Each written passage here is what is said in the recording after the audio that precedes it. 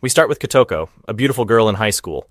Since her father couldn't decide on a name for her, we'll call her Kotoko. Kotoko stays up late at night, listening to Osama Monir's Japanese show. She writes a love letter to the most famous boy in school, who she has loved for years, but never told him. Kotoko sees a shop coming down from the sky, so she closes her eyes and wishes that when she confesses her love, he will accept her and love her back, just like she loves him. Kotoko stays awake all night, and the next morning, she's the first one to go to school. She hides until she sees him, and we'll call him Eri, and his nickname is Tamara. As soon as Kotoko sees him, her heart dances with joy, and she tells us that Tamara is the smartest, most famous, and richest boy in the school. All the girls like him, but he doesn't show any interest in any girl. In short, he's the school's heartthrob, almost like they could fly him on wings. Kotoko goes up to Tamara and shows him the love letter she wrote, saying she loves him, and she has loved him for a long time.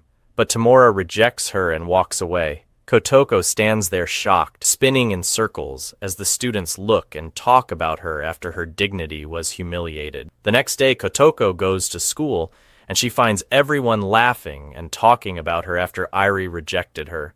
She screams at them to stop gossiping. Her two friends, Jinko and Satoni, come after hearing what happened and tell her it was natural that he would reject her because she's far less than him in every way: intelligence, knowledge, and money. She could never be on his level. Kotoko replies that she knows that, but she just wanted to confess her love before the school year ends. They all go to class, and a student named Kinechan, who loves Kotoko, is very upset after learning she confessed her love to Eri. He tells her he has loved her for a long time and has done everything to show her, even making her favorite food. He shows her the food, and Kotoko forgets the embarrassment she felt and sits down to eat with her friends. At the end of the day, Kotoko sits waiting for her friends, looking sadly at one of the letters she wrote to Eri. Her friends come and take her with them. On their way, Kotoko tells them that her father bought a new house with all the money he saved, and they are moving there. On the day of the move, Kotoko and her father are in their new house when her friends arrive to help. They find out that Kinechan convinced everyone to come and help because he loves her and wants to get closer to her before they go inside to have lunch. They see a meteor falling from the sky, and a meteorite crashes into the house, destroying it before they even had a chance to live in it for a single day. Poor Kotoko. News spreads about the destruction of Kotoko's house. Her father wonders how the house collapsed and what happened. Kotoko and her father spend the night at their restaurant. Kotoko talks and tries to comfort her father, telling him that something good is surely written for them in the future. Her father says she is beautiful and kind, just like her mother. May she rest in peace. Then Kotoko's father gets a call from a friend after hearing about the house's destruction on the news. The next day, while Kotoko is on her way to school, she realizes that the gossip about her has increased after her house was destroyed. The students tell her that she is unlucky. Her girlfriends come and ask where she'll stay after her house was destroyed. Kotoko tells them that her father's close friend called, and she will stay with him until she and her father figure out what to do. As Kotoko gets closer, she finds Kinechan holding a microphone and collecting donations from the students in her name to help her after her house was destroyed. Kotoko gets upset and tells Kinechan to stop what he's doing because it embarrasses her and she doesn't need anyone's help. Suddenly, Eri shows up and tells Kotoko not to stand in his way. Kinechan yells at Eri, saying he is the reason Kotoko is going through this. Eri responds that he's the reason and pulls out money, handing it to Kotoko to embarrass her even more. Kotoko pushes his hand away and tells him, "Who do you think you are? I was wrong to love someone like you." Eri walks away, and Kotoko yells at him with the microphone, saying, "Who do you think you are? You're nothing." Kotoko becomes even more infamous after what happened, and the students continue to gossip about her. The next day, Kotoko and her father go to the house of his friend where they will stay. The friend and his wife welcome them warmly. They enter, and the friend's son, Yuki, comes in. He's very upset with Kotoko and doesn't like her. The friend's wife tells Kotoko that they have another son, but he's at school right now. Yuki returns from school, and Kotoko is shocked to find out that he's the same Eri who humiliated her dignity and rejected her when she told him she loved him. Eri pretends not to know her and sits down. Kotoko keeps eating while looking at him, but he doesn't pay attention to her either. Eri's mother says to Kotoko, "You know Eri goes to the same school as you, right?" Kotoko responds, "Oh, really?" and pretends she doesn't know Eri at all. Eri's mother then takes her to show her the room. Kotoko is impressed by the room and says to Eri's mother, "I've always wanted to have a mother who cares for me, but my mom passed away." Eri's mother responds, "I've always wanted a daughter." They both find comfort in each other. Iri comes in and says he brought Kotoko's bags. He tells her that this room used to be Yuki's, and because of that, Yuki now stays with him in his room. He tells Kotoko that's why Yuki has hated her since the moment he saw her. Kotoko's mother tells Iri to be quiet, and she says she'll go downstairs to make food. She asks Iri to help Kotoko put her things in the closet. Iri comes to help Kotoko with her things, but she pulls them away from him and drops her letter. Kotoko tells him, "I don't need your help." Iri replies, "It's better this way. As long as you're here, I have nothing to do with you. You have nothing to do with me either." Iri enters his room, which is next to hers, and closes the door. The next morning, Kotoko spends time fixing her hair. She then goes downstairs for breakfast and says, "Wow, I'm sitting with Iri at the breakfast table. Am I tired or what?" She keeps eating, and then Iri gets up to go to school. Iri's mother tells Kotoko to walk with Iri, so Kotoko gets up and follows him until she reaches him, but Iri tells her to stay away. He says, "I'll walk ahead of you, and you should keep your distance and follow me just today so you can learn the way to school. But after that, I don't want to see your face again. Don't talk to me at school, and don't tell anyone that we live together, because I don't like girls like you, and I don't want rumors about me at school, okay?" Then he leaves. Kotoko gets upset by his words, and the world seems to spin again. She goes to school and decides to study hard and become excellent, aiming to be on the list of the top 100 students to prove to Iri that she's not dumb. Kotoko starts studying and refuses when her friends ask her to go out. She tells them she's studying to become successful like Naoki and teach him a lesson. She goes home, eats, and then starts studying. She studies a lot but struggles with it. Iri's mother comes to her, and Kotoko asks how Iri studies. His mother says Iri doesn't study at all, and that he's a natural genius, and he's sleeping right now. Iri's mother asks if Kotoko wants to look at pictures of Iri when he was little, and Kotoko says yes. Kotoko starts looking at Iri's pictures, and she's very happy. She notices something and realizes that she's falling for Iri. She sees a picture of a young girl, and she recognizes it as Iri, dressed in girl's clothes when he was a child. Iri's mother tells her it's a secret, and gives her a picture of Iri when he was little, dressed like a girl. The next day at breakfast, as soon as Kotoko sees Iri coming, she can't control herself and starts laughing because of the picture she has. Iri is very confused by her behavior. Kotoko then goes to school and continues studying in class. Iri comes in and asks her to get her bag and follow him. All the students in her class are surprised to see Iri coming to her. When Kotoko follows him, her friends are curious to find out what's going on between them. It turns out that Iri's mother swapped Iri's lunch with Kotoko's lunch, and they exchanged food. Iri yells at her again, saying, "The worst thing that's happened to me is that you're at my school." Kotoko replies, "No, that's nothing. Look at this picture when you were wearing a skirt." Iri apologizes and says, "Give me that picture. Don't embarrass me." Kotoko responds, "I'll make a deal with you. You help me study and get me into the top 100 students, and I'll give you the picture." Iri reluctantly agrees and tells her, "We'll start tonight and keep it up for a week." They both leave.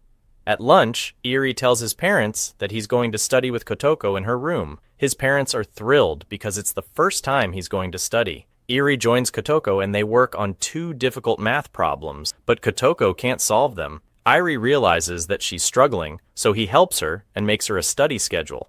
He tells her to follow it exactly. Iri's parents notice that he's starting to change a little because of Kotoko.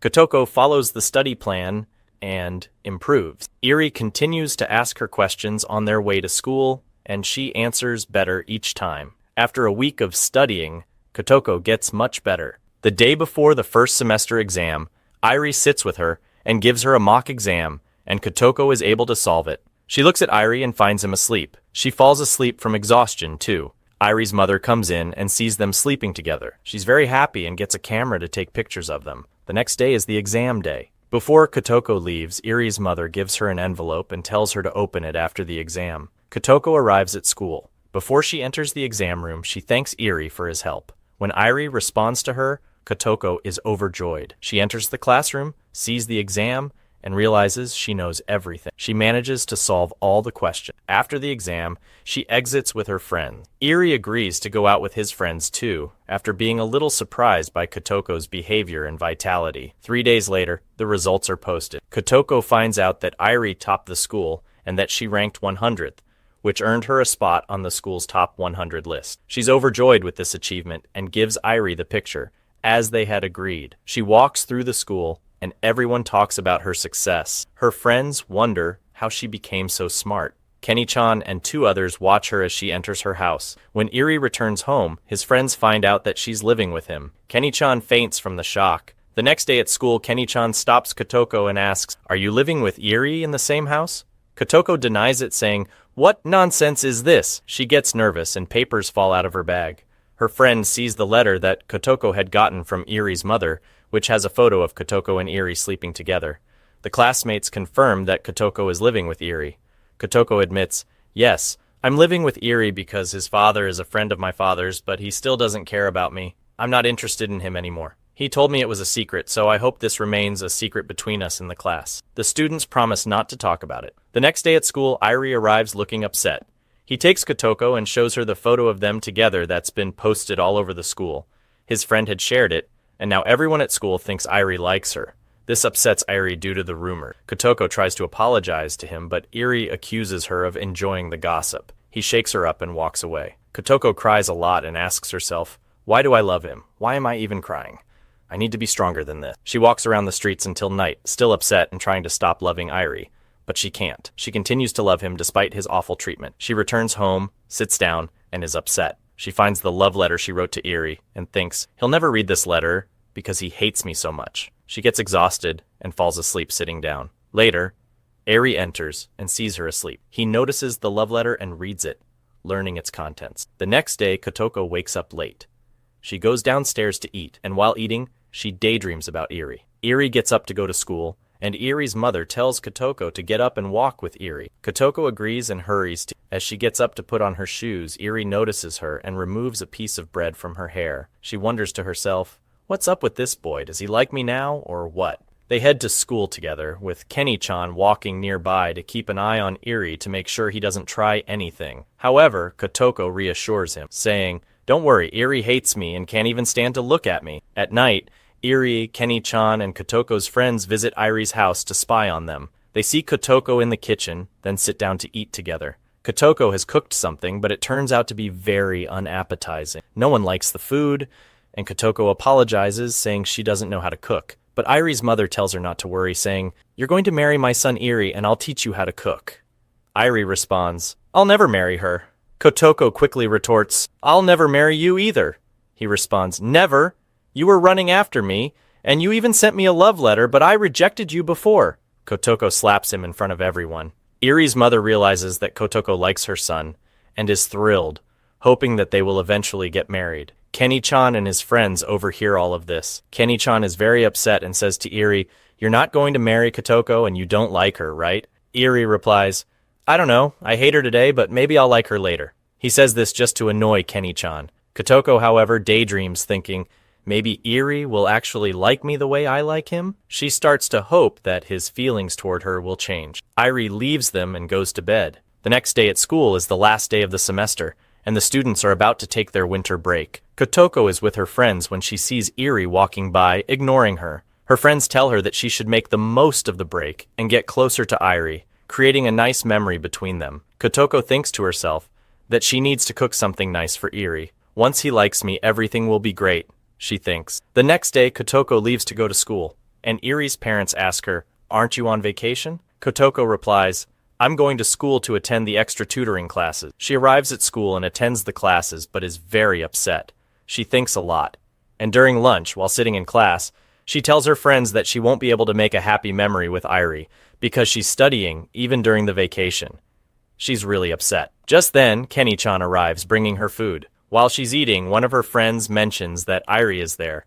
Kotoko gets very excited and says, "No way!" She looks over and sees Eri playing tennis, practicing for a student tournament. She sits down and watches him. When the teacher comes back and starts teaching, Kotoko keeps her focus on Eri, thinking about how handsome he is. She decides that when she gets home, she'll cook for him. Once he likes the food, maybe he'll start liking her. The teacher notices Kotoko daydreaming and punishes her by making her walk around the playground 10 times. She walks until she's exhausted, and then Eri kicks the ball, which hits her in the face, leaving a bruise. Eri rushes over, apologizing for not meaning to hurt her. They go home, and at lunch, Kotoko has a bandage on her bruise. The people at home ask what happened, and Kotoko explains. Later, Kotoko goes into the kitchen to ask Eri's mother to teach her how to cook. Eri's mother teases her, asking if she still likes her son and wants to cook food that he likes. Kotoko gets embarrassed and says, "No, not at all." But Eri's mother just smiles, saying, "Sure, Kotoko, we all know." A few weeks pass, and they celebrate Erie's first-place victory in the tennis tournament. On the last day of the summer break, Erie's and Kotoko's fathers travel to visit friends for a reunion party. Kotoko and Erie's mother say their goodbyes. Once they get home, Erie's mother receives a call that her mother is sick and in the hospital. She tells Kotoko that she has to go stay with her mother that night and that she will take Yuki along. She asks Kotoko to take care of the house with Irie. Kotoko is thrilled because she'll get to spend the day alone with Irie. Irie's mother, Irie's brother, and Yuki leave, and Kotoko starts thinking, I'll cook something nice for Irie, and we'll make a beautiful memory together. She looks through a recipe magazine and decides to make a steak. Later that night, Irie enters the kitchen and is surprised to find the entire place filled with smoke, and everything is a mess. Kotoko, looking embarrassed, says, I made you steak. Well, kind of. Oops. Irie looks at her in disbelief, then starts cleaning the kitchen. He takes over the cooking and begins preparing the steak,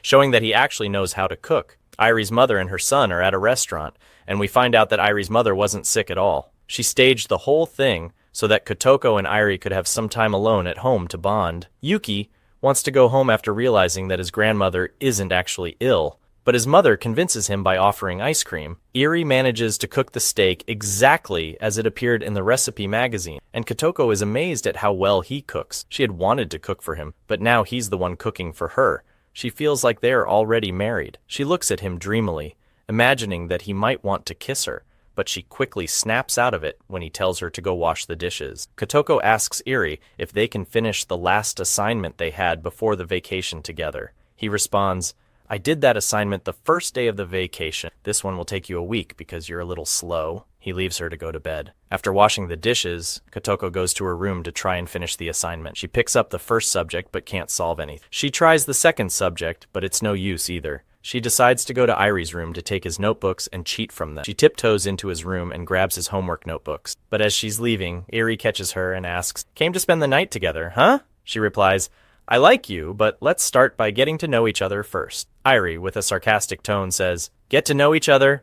I was just playing with you. It's all just a trick from me. I can never like you. Kotoko feels hurt by his words. As she's about to leave, Irie stops her and asks about the notebooks. She reluctantly waits, and they sit together in her room, where Irie helps her with her homework. They stay up late into the night, working on her assignments. The next morning, as they're getting ready for school, Kotoko tells Irie that she made him breakfast. He replies, You're trying to make me sick on the first day back at school, aren't you? Kotoko is upset. Later, when Irie comes back, he asks if she can make him coffee, and she's very happy to do so. They sit together and enjoy their coffee. Kotoko is happy and recalls the moment fondly. Time passes, and winter arrives. The school year is nearing its end, and Kotoko is accepted into a medium-tier university called Tonin. However, Irie's feelings for her remain unchanged. He continues to ignore her, which makes Kotoko very sad. On New Year's Eve, Kotoko meets up with her friends, Jitko and Satomi, to celebrate. They play a game where everyone makes wishes, and Kotoko wishes that Irie would love her. Then they play another game called Fortune, and Kotoko's fortune tells her that the person she loves will eventually love her back. Kotoko is thrilled, believing that it's a sign.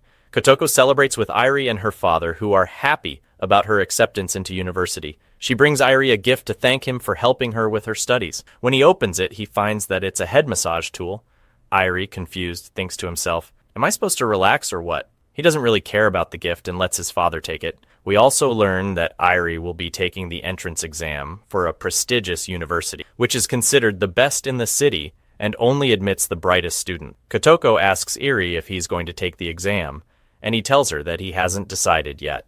His parents are worried because they want him to attend that university. Kotoko goes to school and sees Irie preparing for the university entrance exam. She daydreams about him while walking with her friends, who tell her that she'll probably be upset because Irie will attend a different university and they won't be together. Kotoko replies that his future is what matters the most. Later, back at home, she asks Irie's mother for a needle. Kotoko uses it to make a good luck charm for Irie, wishing him success in the exam. Kotoko goes to Irie's room to give him the charm. She wishes him success before she leaves, and Irie tells her that he's not sure if he wants to attend Todi University. Kotoko tries to convince him that he'll figure out what he wants for his future. Irie then tells her, Kotoko, you're beautiful, and you have a great mind. Kotoko, surprised, asks, Are you joking? He answers, No, this time I'm serious. You really are beautiful. She's overjoyed by his words. The next day, Irie gets up to go take the exam, still feeling a bit tired. Kotoko quickly gives him a cough syrup, but they both realize that it makes him feel drowsy after a while. Irie leaves with his friend to head to the exam location. Irie's friend notices the good luck charm and comments on how great it is. After that, they take the elevator, but the charm gets stuck at first. The elevator stops and Irie tries to remove it, but he ends up being delayed for the exam. His friend leaves and Irie manages to free the charm and catch up with him at the building where the exam is being held. He's a bit late, and as they're coming out, Irie trips and falls down the stairs, injuring himself. He ends up being late for the exam and enters on crutches with only half an hour left. When he tries to take out his pens, he realizes that they're all broken. Fortunately, his friend helps him out by giving him a pen, and Irie manages to continue. During the exam, Irie receives his lunch and finds that Kotoko wrote him a note wishing him good luck. He quickly closes the lunch, and his friend offers him a sandwich, telling him not to eat because Kotoko seems unlucky. Irie continues with the exam, but eventually falls asleep in the middle. However, he still manages to finish the test in the end. When Irie returns home, he's in pain and using crutches. Kotoko asks him, "What happened? Did the good luck charm I made for you not work?" Irie replies sarcastically, "What result? It almost killed me." He heads off to bed. The next day at school, Kotoko walks with her friend Satomi, feeling sad because she thought Irie might fail, and she would be to blame. But she's happy to find out that Irie passed the exam. She rushes to congratulate him and imagines him trying to kiss her. However, when she goes to kiss him, she finds that she's actually kissing Irie's friend, Watanabe. Watanabe becomes nervous when he realizes that Kotoko is considered unlucky. Kotoko asks him what happened to Irie in the exam, and he tells her that the charm she made for Irie was very bad and almost caused his death. Kotoko, upset, walks away from him and feels regretful for the problems she caused Irie. Later, back at home, she decides to make Irie a gift, a heart-shaped chocolate, hoping that he'll succeed in his last exam, which will allow him to enter Todi University. She places it in the fridge to give it to him the next day after the exam, which also happens to be Valentine's Day. She looks outside and sees snow falling from the sky, making a wish for Irie's success. The day of the last exam arrives, and Irie heads out to take the test. Kotoko, worried, follows him to make sure he arrives safely. She tries to hide as she walks behind him. Irie eventually notices her and asks, "Are you seriously following me?" She responds, "I'm just walking with you to make sure you get there safely." As she walks behind him, she steps on a banana peel and almost slips. She grabs it and jokingly says, "Why do you want to make me fall, huh? Answer me." She continues to follow him. After a while, Irie notices that her face looks exhausted and asks, "What's wrong with your face?" Kotoko replies, "Nothing, I'm fine." However, she's actually feeling sick and has severe stomach pain, but doesn't want to worry him and distract him from his exam. Irie arrives at Todi University, and as soon as he crosses the street, Kotoko collapses and faints. Irie rushes back to her, lifts her up, and carries her, searching for a hospital to take her to. Kotoko wakes up in the hospital and finds her father, Irie's father, and his mother there. She learns that she had an operation and had her appendix removed. When she doesn't see Irie, she feels reassured, thinking he must have gone for the exam already. She tells herself that she would have blamed herself forever if Irie had missed the exam because of her and lost his future. Then Irie appears, and they find out that he didn't go to the exam. Kotoko is very upset and feels that it's her fault. Kotoko's father apologizes to Irie's parents, asking them to forgive him, explaining that Kotoko is the reason Irie didn't attend the exam. However, Irie's parents assure him that it was fate, and that Kotoko had nothing to do with it. They're very understanding because they love Kotoko.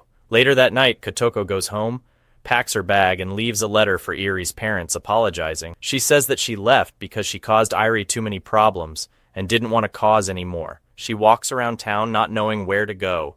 It's very cold and her hands are freezing. Irie shows up and gives her a cup of hot coffee to warm her hands. Kotoko says to him, "Don't stop me from walking." Irie replies, "I'm not going to stop you, it's fine." Kotoko thinks to herself, "You're really annoying." She then tells him, "I've ruined your life since I came into it." Irie replies, "You're right. You spread rumors about me at school, threatened me with my childhood pictures, made me help you with studying, and delayed me from entering university. But I loved all those things. I enjoyed them.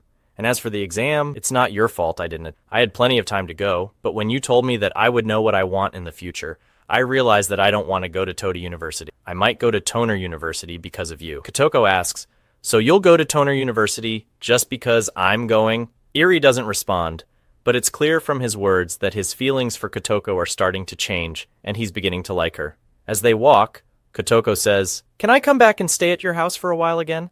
I won't cause you any more problems." Irie replies, "You don't do anything but cause problems." She responds, "But I'll make your life full of joy and excitement." Irie says, "You're really strange. You change your mind too quickly." They walk back home together. On the way, Kotoko mentions Valentine's Day, and Irie asks, "What? Are you going to make me chocolate for a gift or something?" Kotoko doesn't respond to him. They return home, and Irie accidentally sees the chocolate Kotoko had made for him in the fridge. He's happy, and stands by the window, eating it while thinking about her. She, too, is thinking about him. A few months later, there are only 8 days left until Kotoko and her classmates graduate from high school. Kotoko and her classmates are very sad because they won't be seeing each other anymore. They're about to enter a new stage of their lives, university. In Irie's class, the girls are talking about him, saying that he only got into Kotoko's low-ranking university because of her. The girls in Irie's class are upset with Kotoko, even though they don't really know her. They leave the classroom, and as they're walking out, they see Kotoko and her friends Satomi and Gitko. Kotoko's friends tell her that Irie must really like her because he didn't go to Todi University, but chose the university she's going to, just for her. They also mention that the school legend says that if two people kiss on graduation day, they will stay together forever. Kotoko's friends suggest that she should kiss Irie on graduation day. Kotoko, in her naive way, believes them, and stands there moving her lips as she imagines it, feeling happy. Kotoko and her friends then talk to their class teacher and inform him that they're planning a graduation party to create a nice memory together and honor him. They thank their teacher, and while talking, Kotoko learns from the teacher that her friend Kinetic-chan didn't get accepted into any university. She feels really bad for him. Kotoko then goes to Kinetic-chan at a restaurant and tries to comfort him. She tells him that education is not everything, and that he can still succeed in something else and do something big without needing a degree. Kinetic-chan is convinced by her words and tells her that he will accomplish something great in his life, something even better than Irie, so that she will love him like she loves Irie. However, she tells him that she loves him only as a friend. He responds that nothing stays the same forever, and that maybe she will love him later. Kotoko convinces him to attend the graduation party with. The next day at school, Kotoko and Kinetic-chan show up together. Kinetic-chan hugs Kotoko as they walk, and Irie sees them, which bothers him. Kinetic-chan leaves the classroom, and his friends in class are happy that he has come out of his state of despair. Kinetic-chan tells them that he will choose the restaurant where they will hold the graduation party and also prepare the food for them. Everyone agrees and is excited for the day. The graduation day finally arrives, and Irie's mother keeps asking Kotoko to pose for pictures. "Can you stand like that? Okay, now another picture." Irie walks down, and his mother suggests that Kotoko should take a picture with Irie. Kotoko is happy, and goes outside to take a picture with Irie. He hugs her just like Kinetic-chan had hugged her. A picture is taken, and Kotoko is surprised. Irie walks away to head to school, and Kotoko follows him, just as they had agreed. But she gradually moves closer to him and suggests, "Let's walk side by side since today is the last day of our school." Irie doesn't respond. Kotoko tries to start a conversation with him. Kotoko tells Irie that she enjoyed this year more than the other years because she's been living with him in the same house. But Irie, in his blunt way, tells her that this year has been the worst of his life. Kotoko is shocked, and she pauses for a moment, feeling upset. She continues walking behind him until they reach the school. Meanwhile, Kinetic-chan is watching them, feeling upset when he sees her with Irie. He tells his friends that he will kiss Kotoko at the graduation party, just like the school legend says, so they will be together forever. The time for the award ceremony comes. Irie is honored and receives his high school graduation certificate. Kotoko is also honored, and she cries because it's the last day. Her father, Irie's father, and his mother are present at the ceremony. After the ceremony, Kotoko, walking out with her friends, is called by Irie's mother.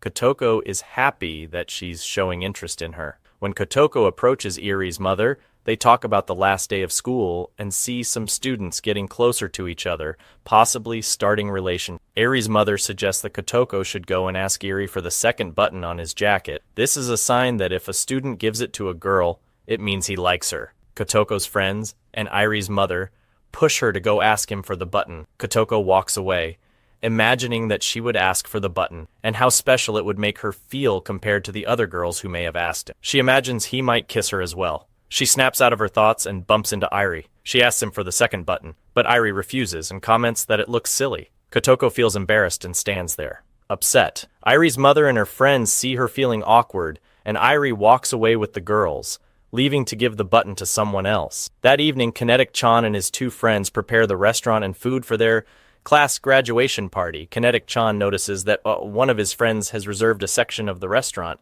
He explains that some people have rented part of the space and will join them for the party. He tells them that he's planning to sing a song for Kotoko and then kiss her, imagining himself doing it. Suddenly, Kotoko arrives at the restaurant with her friends and all the students from her class. They enter and start eating, and everyone enjoys the food. Kinetic-chan tells Kotoko that she has food on her lips and wipes them for her so he can kiss her. But just then, Irie arrives at the restaurant. Kotoko is startled by his sudden presence. Irie's class has rented the other part of the restaurant for their graduation party. However, Kinetic-chan didn't know this. Irie's classmates, who are all very smart and will attend prestigious universities, enter. Their food is also much more expensive and better than Kinetic-chan's, coming from famous places. The students from Kotoko's class are impressed and keep staring at the food, but Kotoko returns to eating the food Kinetic-chan prepared and comments on how wonderful it is. Irie's classmates notice and appreciate the food as well. Kinetic-chan stands up and calls for the teacher to come and acknowledge their hard work over the years. The teacher stands and thanks them, mentioning how proud he is of them. However, at the same time, Irie's teacher talks negatively about Kotoko's class, calling them stupid. The teachers exchange snide remarks. The girls from Kotoko's class feel upset and comment that the students in Kotoko's class are unconfident and not smart. Kinetic-chan gets upset and approaches Irie's class, ready to argue with them. Irie tells him that students like him, who are not so smart, end up solving problems through fighting. Kinetic-chan gets upset, walks away, and cries to the restaurant staff, asking if they can find another place for them to celebrate their graduation since it's such an important day for them. The worker tells him there is no other space. Kotoko follows Kinetic-chan outside and calms him down. They stand in the corridor, and Kinetic-chan points out that there's food on her lips. He tries to wipe it off, and just as he's about to kiss her, Irie suddenly shows up. Kotoko is shocked and quickly runs into the party. Irie walks away, but Kinetic-chan stops him and says that he will be better than Irie, and that Kotoko will love him. Kinetic-chan lies, saying that Kotoko asked him to kiss her, and that they were planning to make a beautiful memory together. Irie is upset by this, and Kotoko runs into the hall saying, "Peace be upon you all, let's all celebrate together." Irie's classmates agree to join Kotoko's class in celebrating. Kotoko enters and grabs some food, and she and her friends start eating. However, 3 girls are jealous of Kotoko because they suspect Irie likes her and prefers her over them, even though they're smarter. They continue to mock Kotoko, blaming her for ruining Irie's future and preventing him from attending a prestigious university. But then Irie steps forward in front of everyone and tells them that Kotoko is not the reason for his future troubles. Kotoko is happy that Irie defended her, but then Irie, in a rude manner, tells everyone that it's impossible for someone as dumb as Kotoko to affect him. Kotoko is shocked and falls to the ground from the shock. She gets up and realizes that Irie is disgusting. He humiliates her along with his classmates, calling her foolish and dumb. Irie's friend and some students talk about how much trouble Kotoko has caused him and how unlucky she is. Irie adds that Kotoko gave him a stupid gift and a tasteless chocolate gift on Valentine's Day, humiliating her in front of everyone. Kotoko responds that Irie has a big ego and that she won't love him anymore. She adds that she also has a secret she could expose. Kotoko then reveals an embarrassing picture of Irie as a child looking like a girl, and flips the tables on him. The students laugh at Irie and his childhood picture. Irie, upset, grabs Kotoko and takes her outside. Kotoko insults him, saying that she's done with him, and that she can manage to stop loving him. Irie then responds, saying that she won't be able to stop loving him. He gives her a kiss and tells her that this is her punishment for not being able to forget him. He leaves her and walks away. The next day, Kotoko is in the bathroom, brushing her teeth, lost in thought, reflecting on what happened between her and Irie the day before. Irie enters the bathroom and she decides to leave. Just before she exits, Irie apologizes to her for his actions the previous day, explaining that he didn't mean it. He kisses her again, and Kotoko wakes up, realizing that it was all just a dream. She says that her relationship with Irie stayed the same throughout the vacation. He still ignored her. The vacation ends, and the first day of university arrives for both of them. Kotoko follows Irie to the university, and when they arrive, Irie stops and tells her that this is her faculty, the Faculty of Literature. He asks if she's going to keep following him to the engineering faculty where he's studying. Kotoko acknowledges that it's her faculty and says goodbye to him. However, Eri ignores her and walks away toward his faculty. Kotoko takes her friends Jinko and Satomi, and they head to the engineering faculty where Eri is studying. They notice that most of the students there are boys, which reassures Kotoko since there won't be any girls around Eri. But suddenly, they see a beautiful and attractive girl in the engineering faculty, and Kotoko becomes worried that this girl might attract Eri away from her. Eri walks by and the girl walks with him, which bothers Kotoko. Her friends push her toward Eri. Eri stops with the girl, and the girl asks if Kotoko is his girlfriend. Kotoko feels a bit hurt, but Eri embarrasses her by saying that it's impossible for Kotoko to be his girlfriend. He leaves her and walks away. Kotoko then says that Eri kissed her, and her friends are shocked, asking how that's possible since he still ignores her. Kotoko explains what happened between them, and her friends advise her that she needs to be brave, or she will lose Eri forever. Kotoko's father invites Eri's family and Kotoko to his restaurant to celebrate both Kotoko and Eri starting university. They sit down and the waiter brings them food. Kotoko is surprised when she finds out that the waiter is the one who likes her. He tells her that he's working here in her father's restaurant to become a world-class chef and succeed in life so that she will like him. Kotoko is happy for her friend's efforts, but it's clear that Eri is upset and jealous, although he's hiding it. Kotoko gets up and talks to the waiter, laughing with him. Eri seems even more upset, and then he goes home. As Eri is going up the stairs, Kotoko stops him and asks him about the girl she saw with him at the university. Eri tells her that her name is Matsumoto, that she's smart, and that he's interested in her to make Kotoko jealous. He asks her if she's getting jealous. Kotoko doesn't respond, so Eri says, "Didn't you say you'd forget about me?" and moves closer to her. Kotoko closes her eyes, thinking he's going to kiss her, but it turns out he was just playing with her. He leaves her, saying he's going to bed. Kotoko realizes that he was just teasing her and embarrassing her, which makes her upset with him. The next day, Kotoko's friends tell her that Matsumoto is very beautiful, and if Kotoko doesn't do something, Matsumoto will steal Eri away from her. They tell her she needs to figure out how to stay close to Eri at university so they can grow closer. They invite her to eat first, and they order food. Kotoko stands, confused about what to order, thinking out loud. Eri arrives and orders a meal for himself. Kotoko enters and orders the same as him. When the waiter brings the meals, Kotoko's portion is much larger than Eri's. It turns out that Kinit-shan is the waiter here. He came to be close to Kotoko. He tells her that he's also training to be a chef. Kotoko sits down to eat, but she's not really hungry because she's worried that any girl in Eri's department might steal him away from her. She thinks about how to stay close to him. She sees someone named Saad talking to Eri, trying to convince him to join his club at the university. Kotoko decides to join the same club to stay close to Eri. She eats with a clearer mind, then gets up and walks behind Eri. She asks him about the club he's joining, but Eri tells her that he won't tell her because he knows she'll join the same club to stay near him and bother him in his life. He leaves her and walks away, but Kotoko doesn't give up. She decides to follow Eri and keep an eye on him to find out which club he's going to join. She wears a hijab, walks behind him, and watches him for a while. She sees him enter a room, so she opens the door after he enters. But it turns out that it's not the club. Instead, it's a group of talented people working on anime. She realizes that Eri knows she's been following him. Eri walks away, and Kotoko apologizes to the anime group and leaves. She continues searching for Eri, and eventually finds herself in front of the tennis club room. She sees Eri meeting someone there and realizes they're both going to join the tennis club. She enters the room after them and tells the club president that she also wants to join because she loves tennis. The president agrees, and they decide to celebrate the new members joining the club at the university. When Kotoko gets home and tells Eri's mother that she joined the tennis club, Eri's mother gives her an old tennis outfit and a racket that used to belong to her. She tells Kotoko that she used to be a tennis player herself. Eri's mom knows that Kotoko joined the tennis club because of Eri, and she praises her for chasing after her love. She tells her that Eri must like her just as much as she likes him, but Kotoko responds sadly, saying, "It doesn't seem like it at all, Auntie." Eri's father overhears them, and he is upset for Kotoko because the one she loves doesn't seem to feel the same. The next day, Kotoko attends tennis practice. The president announces that there will be a test for beginners and that Sudo will be the one to test them. Kotoko thinks Sudo is nice, but when he picks up a racket, he changes. The first trainee steps up, and Sudo keeps testing the new players. Kotoko is shocked when Sudo transforms. Eri explains that Sudo is normally nice, but when he holds a racket, he becomes a different person.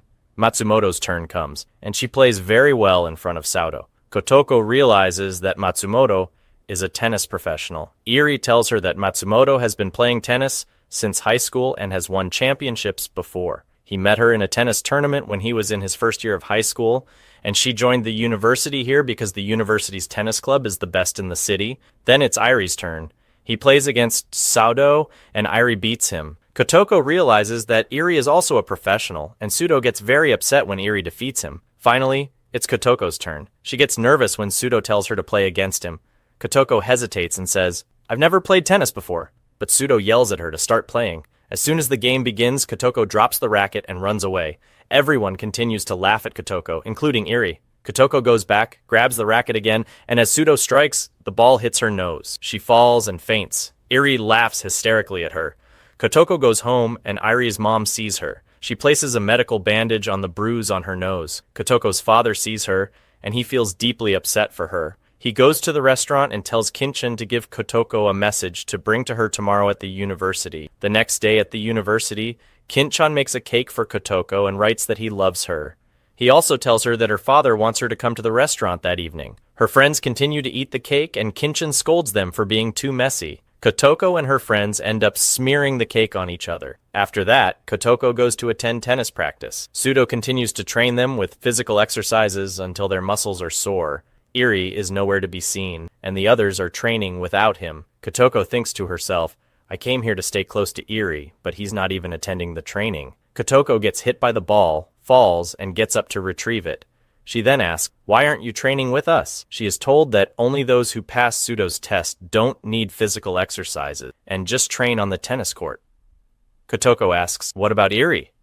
She's told that Iri always goes to tournaments and doesn't need to be in regular practice. Kotoko realizes that Iri will never come to the club, and that she only joined the club to be closer to him. Feeling disillusioned, she decides to leave the club. That evening, Kotoko goes to her father's restaurant. Her body feels sore, and she can barely straighten her back. Her father sits her down and feeds her something delicious he made. He tells her that they've been living with Iri's family for a year now, and it's been too long. He says he's been watching her all this time, hoping that Iri would realize how she feels and fall in love with her just as she loves him. However, he's not seeing any good results. Her father tells Kotoko that they are going to move to a new house. Kotoko feels very sad because this means she will be far from Iri, and it will be much harder to get closer to him. She walks away, thinking and feeling upset, talking to herself about how Iri will slip away from her if they leave the house. Suddenly, Iri appears. He returns home and asks why she looks so absent-minded. Kotoko tells him that her father got a house and they will move there.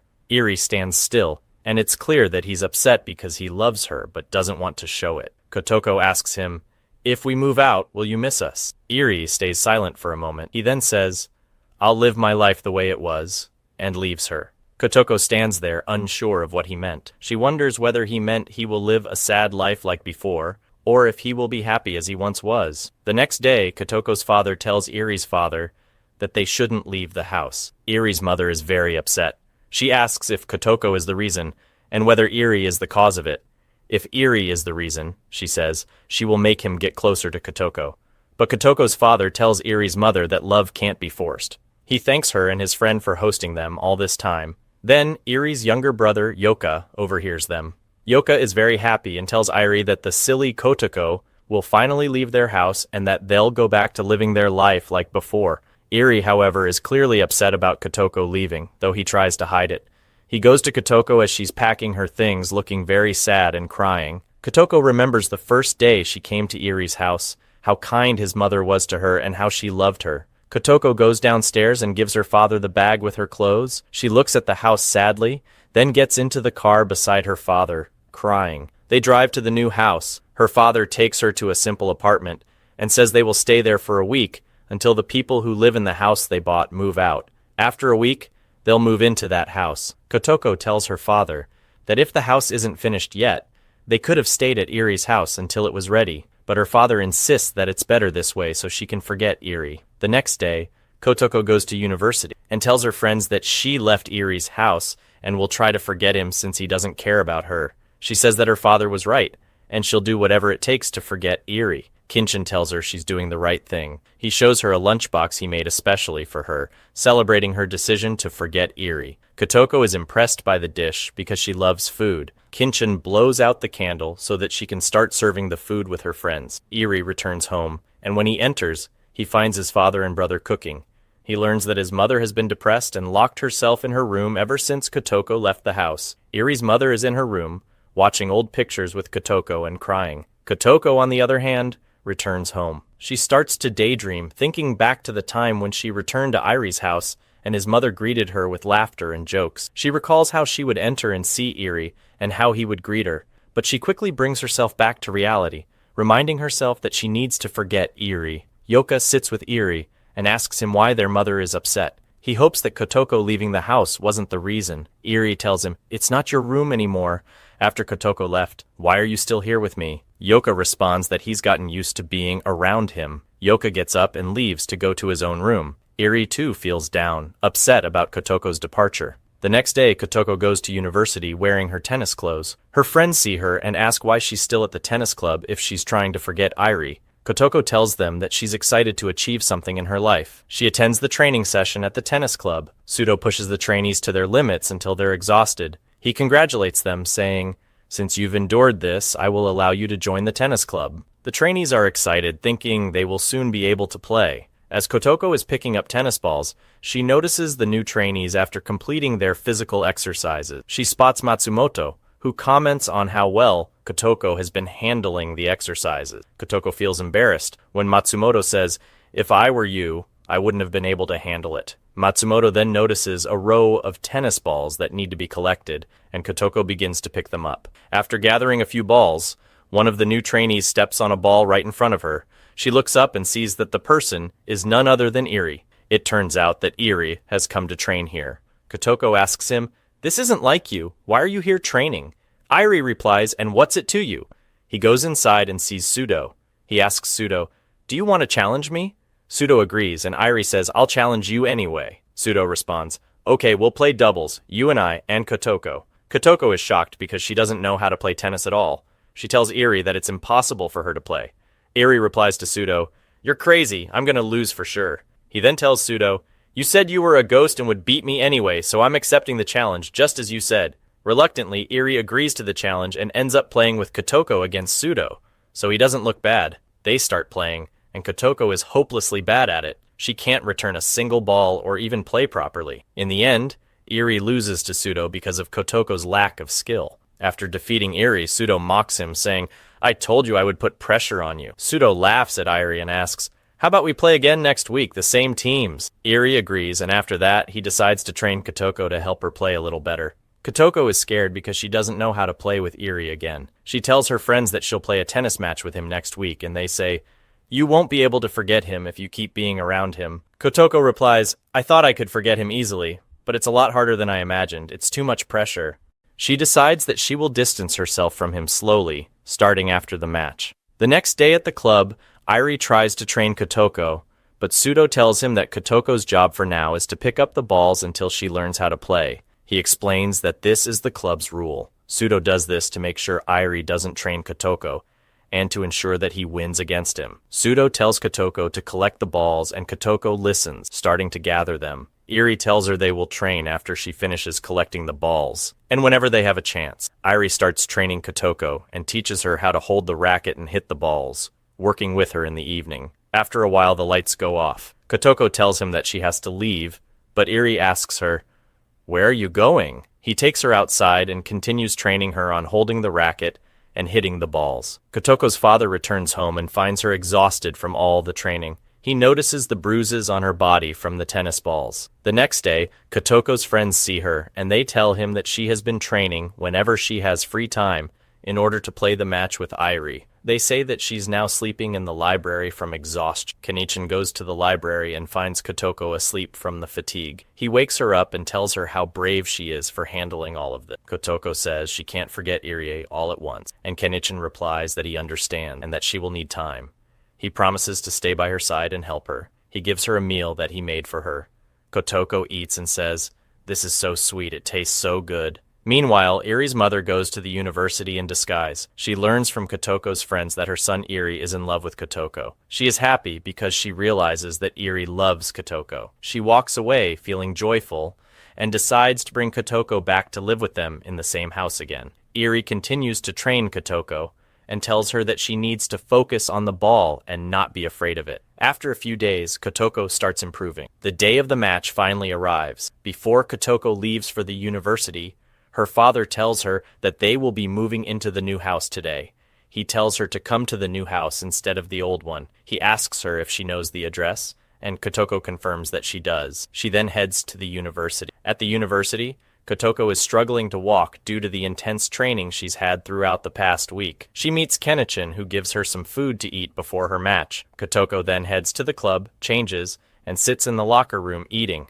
She says, "Wow, this is amazing. Kenichin is incredible." Suddenly, another girl comes to Kotoko and tells her that she's ruining Irie's life and embarrassing him in front of everyone. However, Kotoko doesn't care about her words and continues eating.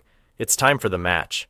Erie stands next to Kotoko and tells her not to be afraid. He tells her to focus on the ball and assures her that he's with her, so she shouldn't worry. The match begins, and Kotoko plays well. She's able to return the balls from Pseudo, and she realizes that she's improving. She no longer fears the balls and sees them clearly. Irie hits the ball with all his strength, but Kotoko manages to pass it to Pseudo, scoring a point. Pseudo gets frustrated, and the crowd is impressed by Kotoko's performance. They realize how much she's improved, and they even clap for her. However, Kotoko's leg starts to hurt, and she falls to the ground, clearly in pain. Erie pulls out of the match, picks her up, and helps her. Kotoko feels happy that Erie is carrying her, and she enjoys the moment of happiness with him. She apologizes for having lost the match, but Erie reassures her, saying, "It's okay, I never really expected us to win anyway."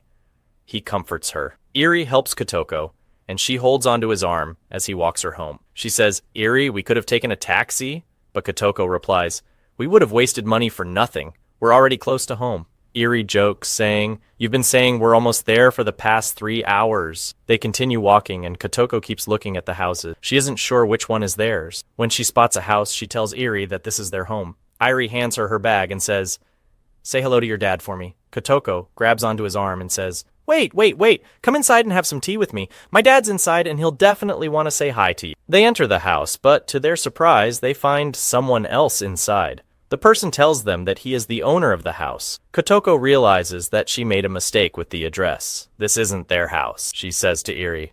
"I think this isn't our house." Erie then takes her and they head back to his house. Kotoko apologizes for wasting his time. Erie tells her that if he had arrived earlier, his mother would have been upset with him. They leave, and Yuki, looking frustrated, tells Erie that his room will be taken away again because of Kotoko. Erie's mother comes out and tells Kotoko that her father went to the real estate company where they rented the house. Kotoko's father finds out that someone else had rented the house before them. Kotoko realizes that the house they plan to stay in is also no longer available. Kotoko asks Erie's mother, "So where will we stay now?"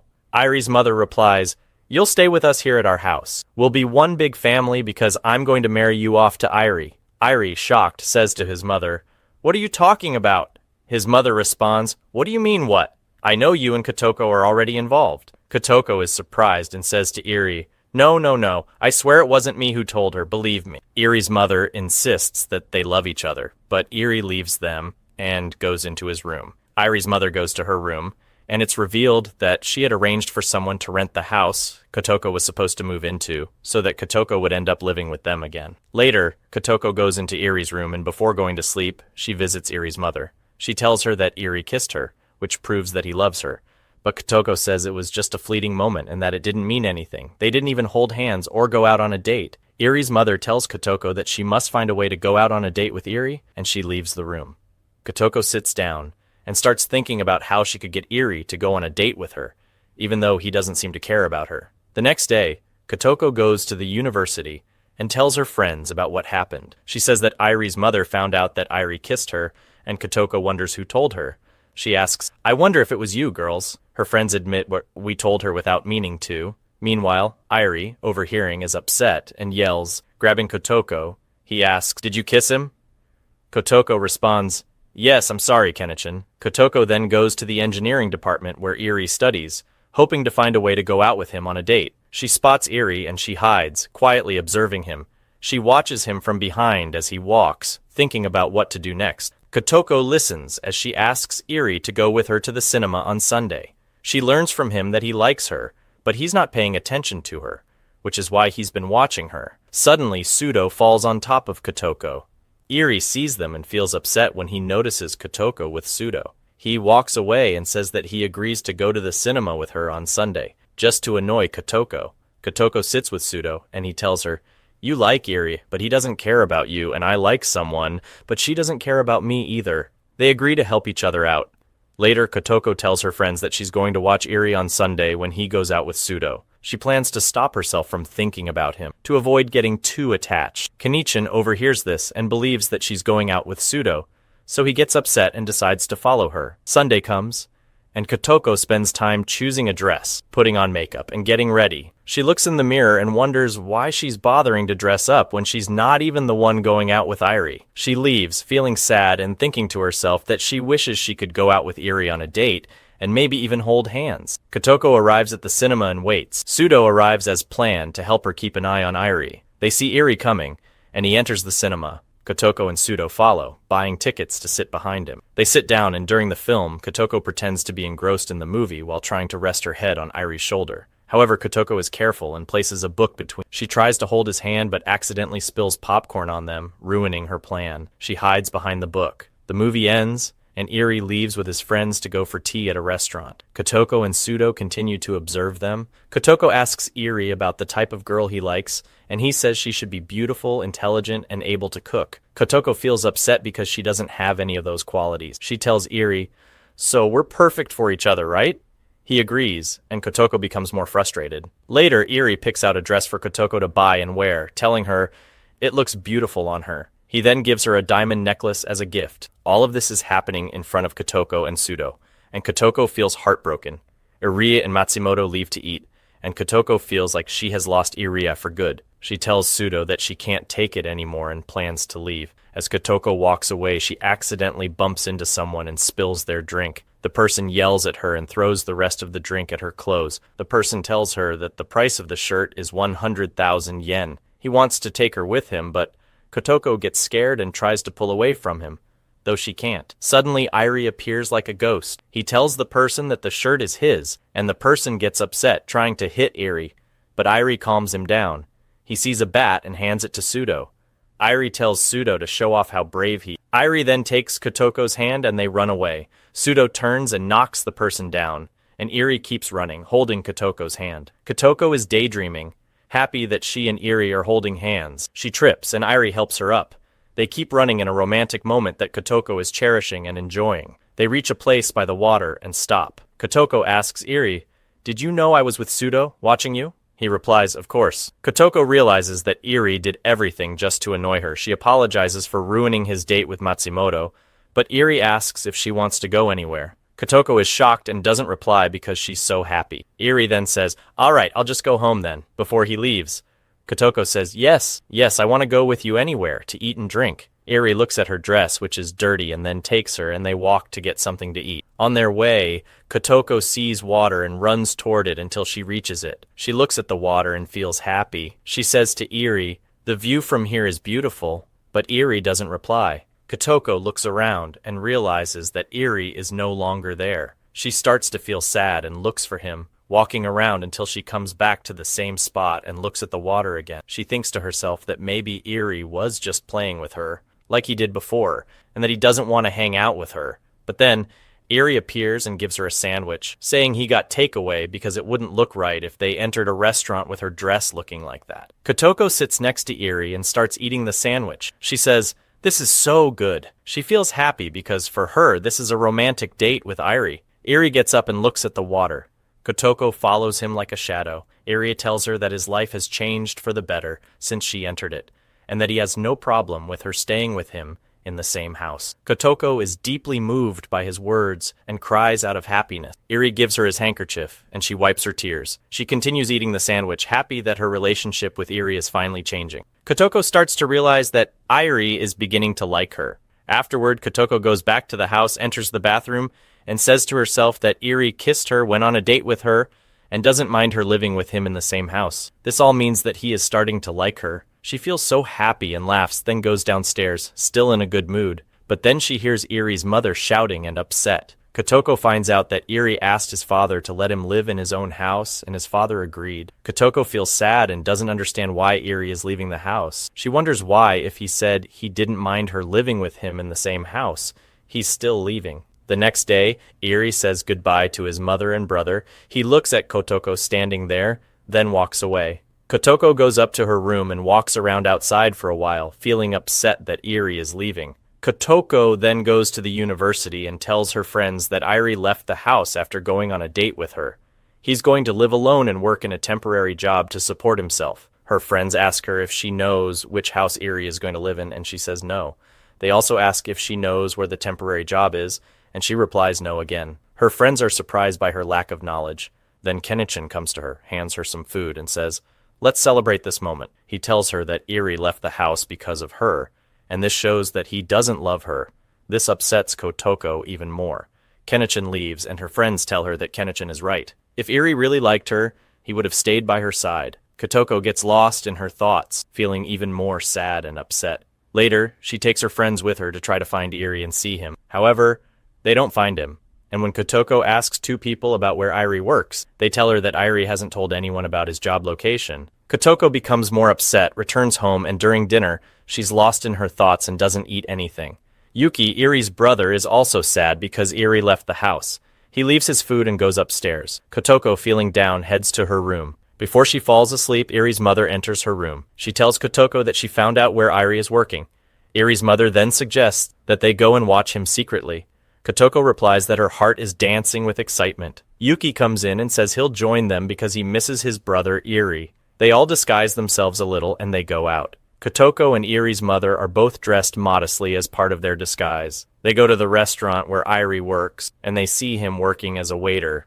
They're happy to have spotted him, so they sit down and pretend to be customers, calling Iri over. But Iri tells them that he doesn't recognize them, and says he can't talk to them right now because it's his work time. He leaves and walks away. They sit there, drinking their beverages until Iri finishes his shift. After a while, they don't see him, so they ask one of his colleagues where he is. His colleague tells them that Iri finished work and left. They feel disappointed because they won't be able to find out where he lives. They get up and leave. Kotoko's mother sees a sign saying they are looking for female waitstaff at the restaurant. Kotoko decides to apply for the job so she can stay close to Iri. She goes for an interview with the manager, but when she arrives, she finds another girl with the manager. The manager tells Kotoko that unfortunately, he has already hired that girl. Kotoko is shocked when she realizes that the girl was hired became to be close to Iri. Kotoko returns home and tells her mother what happened. She tells her that another girl, Matsumoto,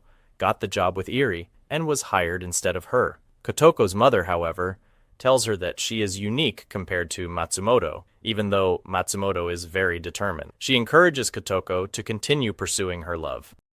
The next day, Kotoko tells her friends about what happened and that Matsumoto got the job with Iri at the same place to be close to. Kotoko goes to her father's restaurant, and he gives her some food and tells her not to give up and to keep pursuing what she wants. Kotoko eats with an open heart and leaves, excited. She heads toward the restaurant where Iri works. She sees him working, and before entering, she notices that Matsumoto started working at the restaurant today. She decides to wait until Iri finishes his shift, and then she will follow him to find out where he lives. She hides behind a tree, waiting. After Iri finishes his work, she sees him leaving and follows him. She watches as he enters the same building as Matsumoto. Shocked, she follows them inside and screams when she finds out that Iri is living with Matsumoto in the same apartment. The next day, Kotoko's father, Iri's father, and Iri's mother are shocked when they see her. She looks exhausted, with dark circles under her eyes, because she couldn't sleep all night, upset, after discovering that Iri is living with Matsumoto. They tell her to sit and relax, but Kotoko replies that she doesn't feel like it. She leaves, walking aimlessly through the street, feeling sad. Her friends see her and ask her what's wrong. Kotoko tells them that Iri is living with Matsumoto, and she spent more than 3 hours following them, confirming that Iri hasn't left the building. She is certain now that Iri is living with her. Kotoko walks slowly, unable to move because of her sadness. She walks past Eri but doesn't notice him at all due to how exhausted she feels. Eri feels that Kotoko is exhausted. He goes to the tennis club and looks at her, but Suda tells him that Kotoko didn't come because she's tired. He meets Iri's younger brother Yuki after school and he asks about the situation at home. He's worried about Kotoko. Yuki tells him that Kotoko, the silly one, doesn't even acknowledge him anymore, and that her eyes are dark from exhaustion. She looks very tired. At university, Kina-chan brings a lot of food for Kotoko while she's with her friends, but Kotoko is unaware of anything and tells him that she has no appetite. She gets up and leaves. A little later, her friends see her fall and lose consciousness. They rush to her and take her to the clinic. The doctor tells Kotoko's friends that she fainted due to exhaustion, poor nutrition, and emotional stress. Her friends are upset and decide to take revenge on Eri because they think he's the reason for Kotoko's condition. They go to Iri's lecture hall and shout at him, accusing him of being the cause of Kotoko's distress. They tell him that Kotoko started watching him and found out he was living with Matsumoto. They say it's because of that she was hurt emotionally. They beg him to help Kotoko forget about him, and then they leave. Kina-chan walks Kotoko home. Before she enters, Kina-chan tells her that he loves her and will always stay by her side. Kotoko smiles and thanks him. She enters the house and goes to her room. She remembers when Iri told her he didn't hate her. She also remembers when she saw him entering the house with Matsumoto. She feels confused and doesn't know what to do with the situation. The next day, Kotoko feels a bit better. She walks, talking to herself, telling herself that she has to be strong and forget about Iri so she doesn't hurt those around her any further. She feels motivated and says she will start a new life today without thinking about Iri. But as she walks, she suddenly sees Iri standing in front of her. She is shocked and stops. She then walks past him, but Iri calls out, asking for a minute of her time. He walks away and Kotoko follows him. She gets closer and asks him how the house he's living in is. He says it's beautiful. She asks about the food, and he says it's also good. Kotoko stops and says, "Look, I love you, but you don't love me. If you really loved me, we'd be together, living together. But I love you, and I wish for your happiness." Suddenly, a girl appears and walks toward Kotoko. She tells Kotoko, "You're exactly how Iri describes you." The girl turns out to be Matsumoto. She tells Kotoko that this girl is her sister, and she's in her senior year of high school. Irie was at Matsumoto's house because he was tutoring her sister. Kotoko realizes that Irie isn't living with Matsumoto and that she misunderstood the situation. She tells Irie, "You were telling me that if you were living with Matsumoto I would support you, but no, that's just nonsense. Why do you believe things so easily?" Irie walks away and Kotoko stands there, happy now that she knows the truth, that Irie isn't living with Matsumoto and doesn't love her. Kotoko starts thinking about why Irie left the house. Was it because of her? Or was there another reason? The next day, Kotoko is cooking in the kitchen, feeling happy and cheerful. We learn that her father, Irie's father, and his mother are going to spend the night out of town to celebrate their wedding anniversary. Kotoko will stay with Yuki that day. Kotoko and Yuki say goodbye to their parents, and Kotoko gives Iri the food she made for them, telling them not to worry. She's learned to cook, and the food will taste great. The parents leave for their trip, and in the evening, Kotoko makes dinner for herself and Yuki. They sit down to eat. Yuki seems anxious, but eats and likes the food. Kotoko feels happy that Yuki enjoys her cooking. However, suddenly Yuki starts feeling a sharp pain in his stomach and is in agony. Kotoko gets up feeling stressed and tries to help him, but she doesn't know what to do. She covers him up and realizes his fever is very high. She starts giving him compresses to lower his temperature, but he keeps writhing in pain. Kotoko thinks and tries to call Yuki's mother, but the voicemail picks up. She considers calling Iri but doesn't know his number or where he lives. So she calls Kina-chan at the restaurant and tells him that Yuki has food poisoning. She asks him how to treat him. Kina-chan asks his manager for advice. The manager tells Kotoko that since she ate the same food and didn't get sick, Yuki doesn't have food poisoning. He could have something else, and she should take him to the hospital quickly. Kina-chan tells Kotoko that he will find Iri's address or where he works and bring it to her. Kina-chan leaves to meet Steim and Genko, telling them that Yuki is sick. He asks them for Iri's number, but they don't know it. They tell him that Kotoko knows the name of the restaurant where Iri works. Kina-chan tries to call Kotoko, but she is at the hospital with Yuki, crying as Yuki is taken into the operating room. There's no network coverage in the hospital, and since Kotoko doesn't answer, Kina-chan tells Genko and Satomi that he'll search for the restaurant Iria works at, and they can go ask for Iri's location or address. Kana-chan moves from one restaurant to another, trying to find where Iri works, but he has no luck. Meanwhile, Genko and Satomi arrive at Matsumoto's house. They find out from her the name of the restaurant where Iri works, and call Kana-chan to inform him. Kana-chan, determined, heads to the restaurant. At the hospital, the doctor tells Kotoko that Yuki has a stomach infection and needs to undergo surgery immediately, or he could die. Kotoko cries and urges the doctor to proceed with the surgery quickly. However, the doctor informs her that they need approval from one of Yuki's family members. Kotoko stands there feeling helpless and unsure of what to do. Meanwhile, Kana-chan arrives at the restaurant where Iri works and tells him that his brother is in the hospital. Iri becomes very worried, leaves his work, and rushes to the hospital with Kana-chan. They take a taxi and arrive at the hospital, heading straight to Yuki's room. Kotoko feels relieved when Iri arrives and reassures her that everything will be taken care of and Yuki will have surgery immediately. Iri stays with Kotoko while Kana-chan decides to leave, saying he has to go back to his manager. Kotoko thanks him for his help, and Iri also thanks him, though Kana-chan scolds Iri for not sharing his address or phone number. He questions what Iri would have done if something had happened to his brother. Kana-chan leaves, and Kotoko tells Iri that she's going to call her mother to inform her of what happened to Yuki. Kotoko steps out to call Iri's mother and tells her everything. Iri's mother says they will come as soon as possible, but the weather is very cold, and they missed the last train.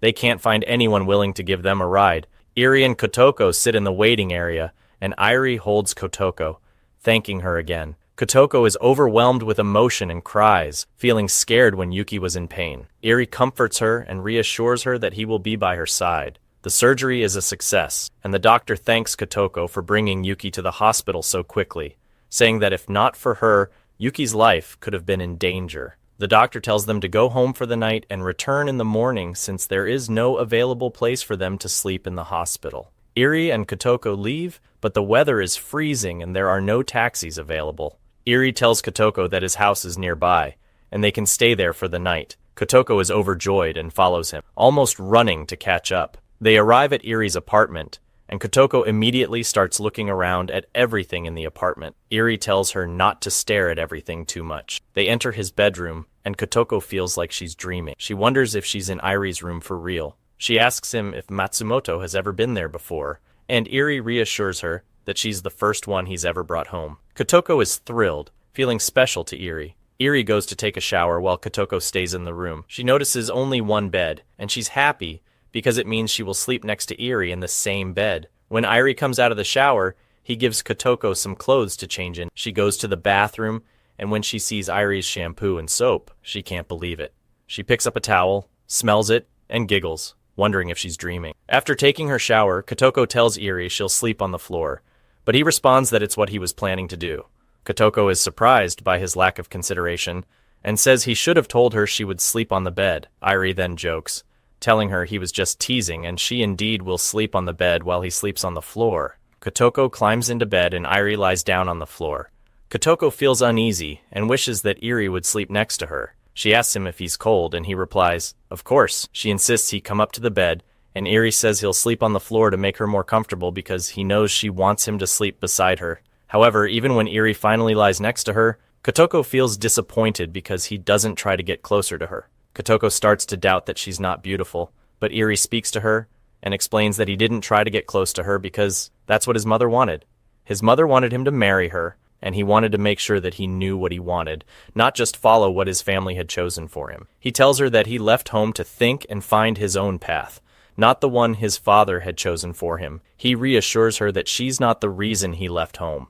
Kotoko feels really happy hearing this, but as Iri continues talking, he notices that Kotoko has fallen asleep in the middle of the conversation. She even starts snoring, and Iri just stares at her for a moment. After that, he falls asleep as well. The next morning, Iri wakes up and finds that Kotoko is no longer in the room. He discovers a note she left for him, saying that she went to the hospital to check on Yuki and made coffee for him, which he's drinking now.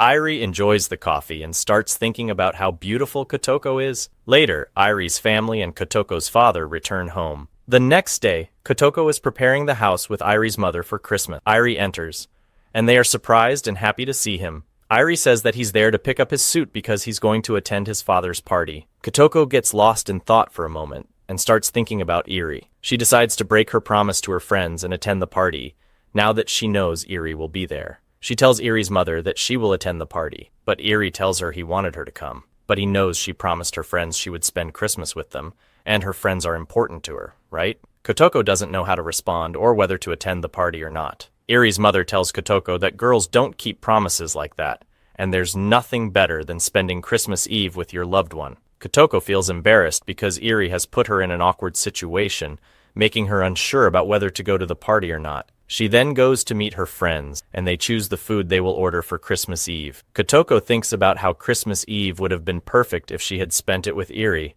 but her friends snap her out of it.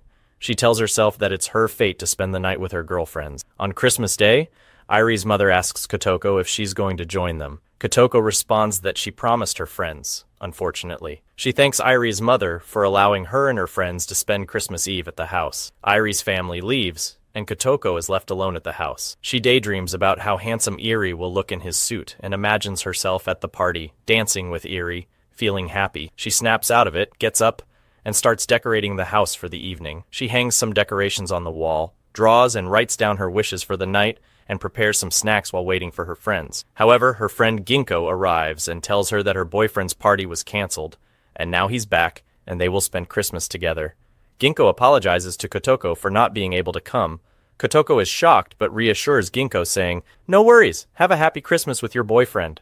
Kotoko tells herself that she'll spend the night with Satomi. But then Satomi calls and tells Kotoko that her boyfriend has surprised her and they will spend Christmas Eve together. Kotoko is shocked once again, but doesn't tell Satomi that she's upset or that Ginkgo won't be coming. She tells Satomi, "No worries," and hangs up. Kotoko starts thinking about going to the party and spending the night with Eri, but she imagines that if she went, Eri would mock her and she would feel upset. She decides to stay home alone. Meanwhile, Satomi and her boyfriend go to the restaurant where Kenny-chan works. Kenny-chan finds out that Kotoko is alone after seeing Satomi with her boyfriend. He calls Ginkgo and learns that she's with her boyfriend in the street, where he's playing music and singing. Kenny-chan feels happy and decides to go spend Christmas with Kotoko after finishing his work. As Eri is leaving his father's party, he sees Ginkgo with her boyfriend singing and playing music. He remembers his mother's words about how girls don't keep promises, and he realizes that Kotoko's friends betrayed her, spending Christmas with their boyfriends while she's alone at home.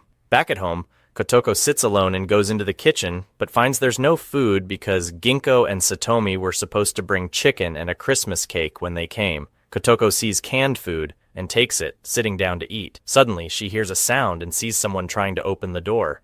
She gets scared, thinking it's a thief. She quickly hides and grabs a bat, then strikes the person in the head. However, she is shocked to find out that it's Eri. She apologizes to him and laughs at herself because she accidentally hit him, and his head swells a bit. They sit down afterward, and Kotoko gets ice to reduce the swelling. Eri tells her that he attended his father's party, but left because he got bored. Kotoko then smells the scent of chicken, and Eri tells her that it's chicken. She thanks him for bringing food, and Eri responds that he brought it for himself because he was hungry.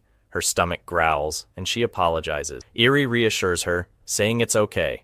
They sit and eat together, and Kotoko feels happy that she's spending Christmas Eve with Eri, just like she had hoped. She turns off the lights and plays some music, living a moment of happiness with him. She tells Eri that this is the first time she's spent Christmas feeling so happy, since her father would always be working on Christmas Eve and would return late. Kotoko tells Eri she will go to buy a Christmas cake from a nearby shop, but Eri tells her to wait, as he already bought one. He shows her the cake he brought, and she thanks him. Our Eri, however, says that he bought it because a friend of his needed to sell it. If she hadn't sold it, she wouldn't have finished her work, so he was just doing her a favor, not for her. Kotoko laughs because she knows Eri is making up excuses. Kenny-chan finishes his work and buys a Santa Claus suit. He wears it and rushes to spend the evening with Kotoko, thinking she's alone. Meanwhile, Kotoko lights the Christmas cake candle and wishes for her and Eri to be together and happy. Kenny-chan arrives at Kotoko's house, planning to surprise her. But when he enters, he's shocked and upset to see Kotoko with Eri, happy together and sharing a romantic moment. Winter ends, and spring arrives. Kotoko and Eri's relationship has not developed much yet. They both succeed in their studies and are now in their second year at university. Kotoko and Eri attend the welcome party for new students at the tennis club, where Yuko, Matsumoto's younger sister, joins the tennis club. She introduces herself and says her goal is to win the tennis championship this year. Yuko also flirts with Eri and winks at him in front of everyone. Kotoko is shocked by Yuko's boldness and realizes that her task has become harder, as Yuko will try to steal Eri from her. Kotoko sits with Ginko and Satomi and tells them that she's starting to work as a writer for a magazine to pursue her dream of becoming a writer after finishing university. Kotoko is impressed by Ginko and Satomi's dedication to their futures. Ginko mentions that she's studying music to help her boyfriend with his work. They ask Kotoko about her future plans and what she wants to become. Kotoko gets lost in thought, imagining herself married to Eri and feeling happy, hugging him and celebrating. She snaps out of it, and her friends ask her about her career goals. Kotoko goes home, and while doing the dishes, Eri's mother tells her that she needs to take the next step in her relationship with Eri to get closer to him. She tells Kotoko that she now faces a new challenge. Eri's mother shows Kotoko a picture of Yuko and tells her that Yuko wants to take Eri away from her.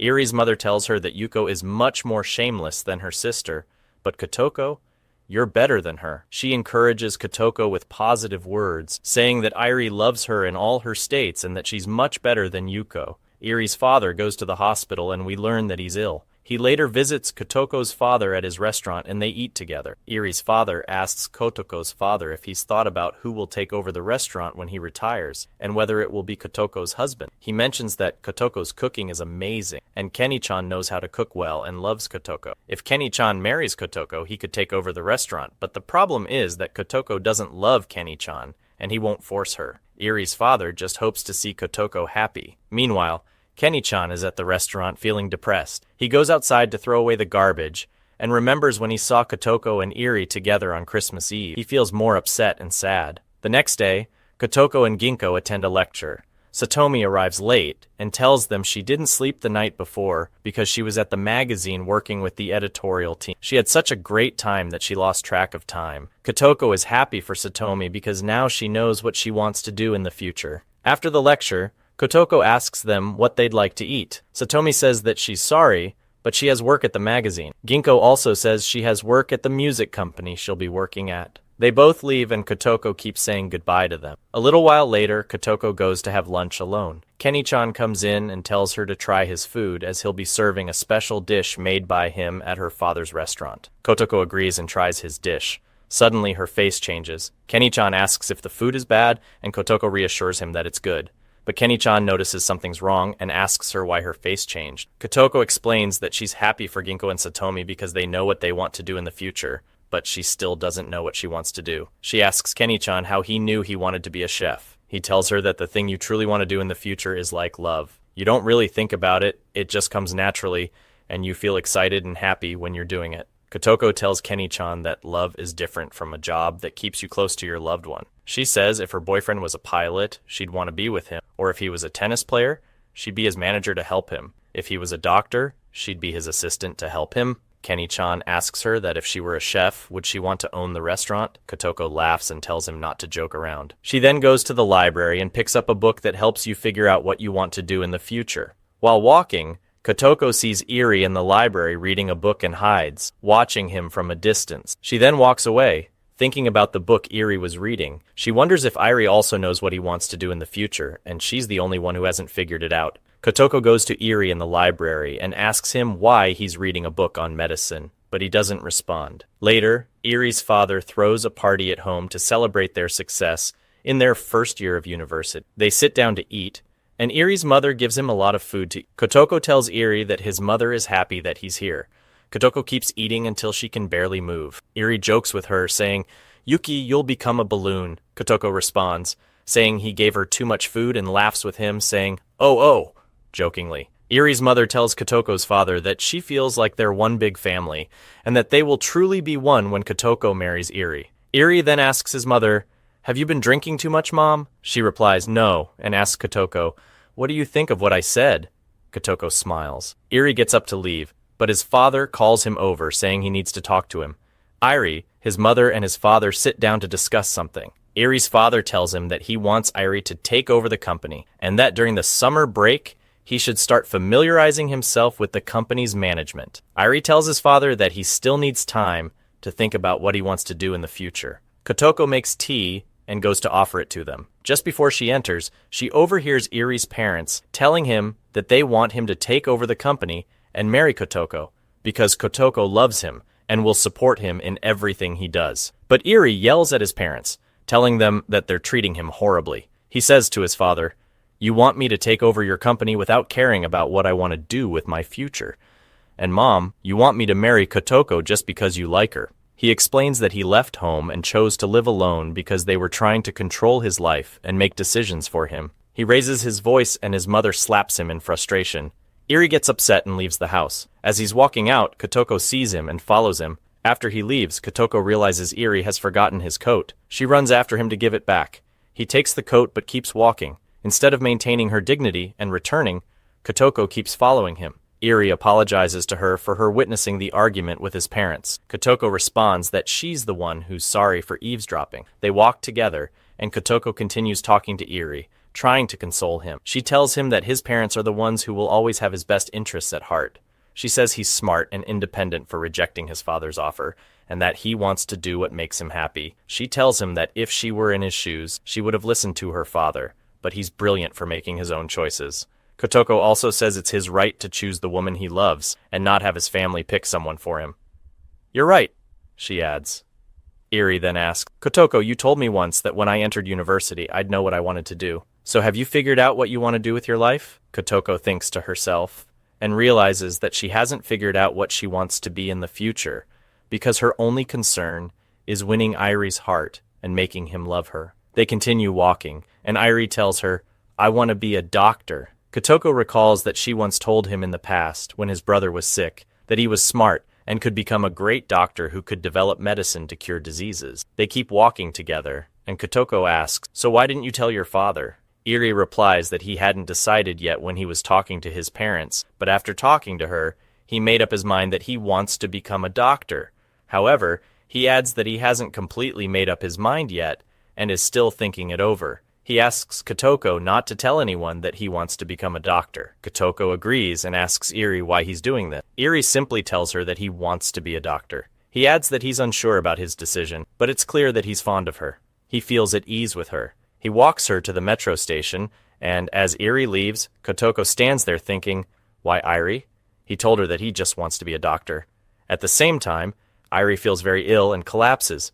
He's rushed to the hospital, and his mother stays with him while the doctor examines him. They learn that Irie's father has had a heart attack, and he's been sick for a while, but didn't tell them. The doctor explains that Irie's father will need rest and will remain in the hospital for a few months until his condition improves. Irie leaves the hospital and reassures Kotoko's father about Irie's father's condition. He informs them that his father will be in the hospital for a while. He then asks Irie, "Who will run the company while your father is in the hospital?" Irie responds, "I'll manage the company in my father's place until he recovers." Kotoko is shocked because she realizes that Irie wants to be a doctor, but now he might have to give up that dream to take over his father's company. She feels sad for him. The next day, Kotoko tells her friends about Irie's father's illness and that Irie has taken a leave from university to manage the company while his father is unwell. She's preoccupied and worried that Irie may have to give up his dream of becoming a doctor. She also tells them that Irie will return to live with her in the same house,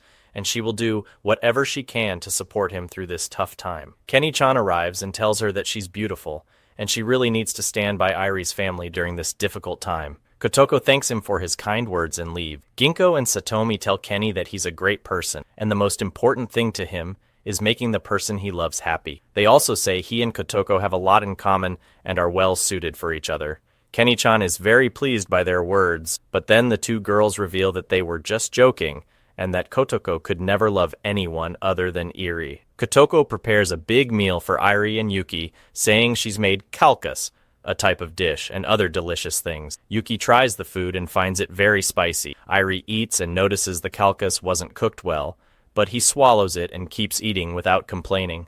Afterward, Kotoko goes to the kitchen to wash the dishes and Irie enters. She offers to make him coffee and he agrees. Kotoko asks him how he's doing and if he's going to give up his dream of becoming a doctor. Irie tells her that he'll manage the company until his father recovers and then he will go back to university to study medicine. Kotoko is happy to hear this because he'll still follow his dream. Iri then spends time reviewing files at his father's company. The next morning, they go to the company where they meet his father's assistant, Kanamori, who tells Iri that he'll be his assistant. Kanamori gives him reports on the company's situation, and Iri learns that the company's sales have significantly dropped. Kanamori explains that there is a competing company causing problems, and the company needs new investments, or it might close. Iri realizes that his father's health issues were likely caused by the stress of work, and his concerns about the company. At home, Kotoko puts on an apron and daydreams, thinking that she and Iri feel like a married couple. Since Iri is working hard, she decides to cook him a nice meal for when he returns from work. She makes him take out food, and when he comes home, she takes his bag and helps him out of his jacket, feeling very happy and silly. One day, while trying to adjust his tie, she almost chokes him by accident. He takes his bag and leaves. Iri works hard to improve the company's performance and increase profits by introducing new products into the market.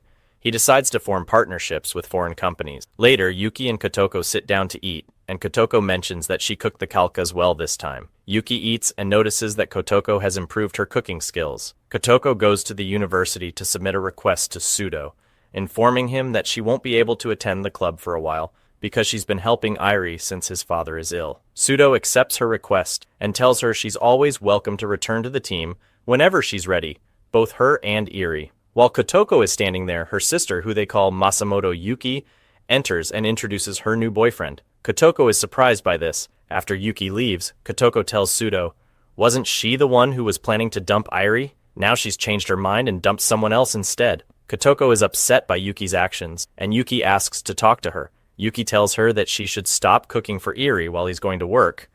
Kotoko asks, "How did you know?" Yuki replies, "I know your silly behavior." Kotoko snaps back, "It's none of your business. I'm helping Iri, and I will continue until he gets through this hardship." A few days later, Iri's mother returns home and tells Kotoko and Yuki that the doctor said her husband's condition has slightly stabilized and he might be discharged from the hospital next month. She says she's going to pack his clothes and return to the hospital. Kotoko is happy because this means Iri will return to university and pursue his dream again. After work, Iri visits his father at the hospital. He enters the room and finds a big company president named Izumi with his assistant. Iri introduces himself and tells them they can leave if they want to talk to his father about work, because his father is still resting, and Iri is now responsible. Izumi is impressed by Iri and invites him to meet at his company the next day to discuss business. Iri thanks Izumi for understanding the situation and for allowing his father to rest. The next day, Iri meets Izumi and presents a partnership plan between their companies. Izumi is impressed, learning that Iri is intelligent and taught himself management. He also learns that Iri was studying engineering and sciences. As Iri leaves the building and waits for the elevator, a girl comes out of the elevator and almost falls. Iri catches her and makes sure she's okay before letting her go. It's clear that the girl is impressed by Iri. Later, Iri goes to the hospital and learns from his mother that his father's condition is worsening, his heart is weak, and he will need surgery as soon as possible. Iri walks down the street, very upset, and goes home. Kotoko meets him and asks if he's had dinner, but Iri says he's not hungry. He leaves without saying much. The next morning, before heading to work, Kotoko asks Iri how he's doing, but he doesn't tell her anything and leaves. Kotoko and Yuki sense that something is bothering Iri. Iri meets Kenny-chan, who gives Kotoko some food that his father made for her. Kenny-chan offers to help her with anything, and Kotoko thanks him and leaves. As she sits down to eat with Yuki, she asks him how the food tastes, saying she's improved her cooking skills. Yuki jokes, "You're trying to work me. I know this is the food that Masamoto made." Kotoko replies, "At least thank me. I'm trying to get better." Yuki says, "Thank you for what you're doing for us." Kotoko is surprised and pleased because it's the first time Yuki has genuinely thanked her, and she feels that maybe he's starting to like her. As Kotoko continues to think about Iri, her phone rings. It's Sudo calling. He tells her that Masamoto told him she loves someone else. Kotoko replies, "We all know she loves Iri, or are you from another planet, Sudo?" Sudo then tells her that Masamoto said she would confess her feelings to the person she loves that night. Kotoko is shocked and angry, shouting at Sudo, "Your day is ruined, and hers too!" She rushes out to find Iri before Masamoto can confess her feelings and try to win him over. Kotoko imagines that Masamoto might steal Iri away, and it bothers her. She sneaks around and overhears a conversation between Masamoto and Iri. Masamoto tells Iri she loves him, but Iri rejects her, saying, "We are just friends." Masamoto tries to kiss him, but Iri stops her. Iri tells Masamoto that he's kissed another girl before and that he can't love her. Masamoto leaves, upset, Meanwhile, Kotoko tries to hide her feelings in a silly way. Iri turns to her and says, "How long are you going to keep eavesdropping on us, you idiot?" He walks away, and Kotoko follows him like a shadow. Iri sits down and tells Kotoko that his father's heart is weak and he needs surgery. Even if his father recovers from the surgery, he will need a long period of rest. Iri will have to keep managing the company, and because of that, he won't be able to pursue his dream of becoming a doctor. Kotoko feels sorry for him and moves closer to him, hugging him. She feels like their hearts have connected and she realizes how close they've become. The next day, Kotoko prepares food for Iri before he leaves. She tells him, "This meal will boost your intelligence." Iri jokes, "Make sure to eat a lot of it, maybe you'll become a little smarter." Kotoko laughs and says, "Goodbye." When Iri arrives at the company, Izumi is waiting for him. Izumi tells him that he wants Iri to marry his granddaughter. The granddaughter is the girl Iri helped earlier when she almost fell out of the elevator. Izumi tells him to take his time and think about it, and that they'll discuss work after the marriage issue is settled. Izumi takes Iri to the elevator and tells his assistant that Iri will agree to marry his granddaughter so that Iri's father's company remains strong in the market. Iri's mother and father are shocked when Iri tells them about Izumi's offer and that he plans to marry Izumi's granddaughter. His family isn't supportive because they know it's a marriage of convenience. They believe Iri is sacrificing his own happiness for the sake of the company. At the same time, Kotoko and her father arrive at the hospital to check on Iri's father. Before they enter, they overhear Iri and his parents arguing. Kotoko is stunned when she hears Iri say that he saw a picture of Izumi's granddaughter and fell in love with her just from the photo. This shocks Kotoko even more. They open the door and see Iri's family. Iri's mother is concerned about Kotoko after what she overheard, and she asks Kotoko, crying, if Iri is really going to marry her. Iri confirms, saying, "Yes, I'm going to meet her on Sunday so we can get to know each other." He tells his mother she'll be coming with me. He leaves them, and Kotoko is left standing there, crying and heartbroken. The next day, Kotoko tells her friends that Iri is going to marry Izumi's granddaughter and that he said he loves this girl. She leaves them, feeling incredibly sad. Iri, worried about her, decides to find a way to help her out of her sorrow. Later, Kotoko returns home. While washing dishes, she becomes lost in thought, remembering when she felt close to Iri and believed they were meant to be together. She thought Iri loved her, but now he's going to marry someone else. She breaks a plate and cuts her fingers. Iri's mother sees this and cleans her up, tying a bandage around her hand. Kotoko apologizes for breaking the plate, but Iri's mother reassures her, "It's okay, you were probably just distracted because of Iri. Don't worry, Iri is yours, and he won't marry anyone else." Kotoko feels a spark of hope and believes that Iri is still hers. The next day, Kotoko is walking down the street when she sees Masamoto ahead of her. Masamoto says, "I heard Iri is going to marry someone else. Poor you." Kotoko replies, "No, the marriage hasn't happened. Iri's mother told me she'll handle it and stop the marriage. Iri is still mine." Masamoto says, "I won't allow another girl to come and take Iri away from us like that." She then says, "I'm going to join you in your plan to ruin Iri's marriage to Izumi's granddaughter." The day for the meeting arrives, and Iri and his mother go to meet Izumi. Izumi tells them that his granddaughter will be arriving soon. At the same time, Kotoko and Masamoto arrive, disguised in a silly way to spy and see how they can ruin the meeting with Izumi's granddaughter. Izumi's granddaughter Shuka enters and is surprised to find Iri as her potential groom. She recalls bumping into him earlier, and Kotoko is shocked when she sees how beautiful Shuka is through the binoculars. Masamoto also feels discouraged when she sees Shuka, but she encourages Kotoko to continue with their plan to ruin the meeting. Kotoko and Masamoto sneak closer to eavesdrop. Shuka starts talking, and Iri's mother gives her rude remarks about the marriage. Kotoko feels happy hearing that Iri's mother cares for her and says, "I love her so much." However, Shuka doesn't let the comments bother her since she's attracted to Iri. She tells Shuka that Iri plays tennis well, and Iri offers to teach her.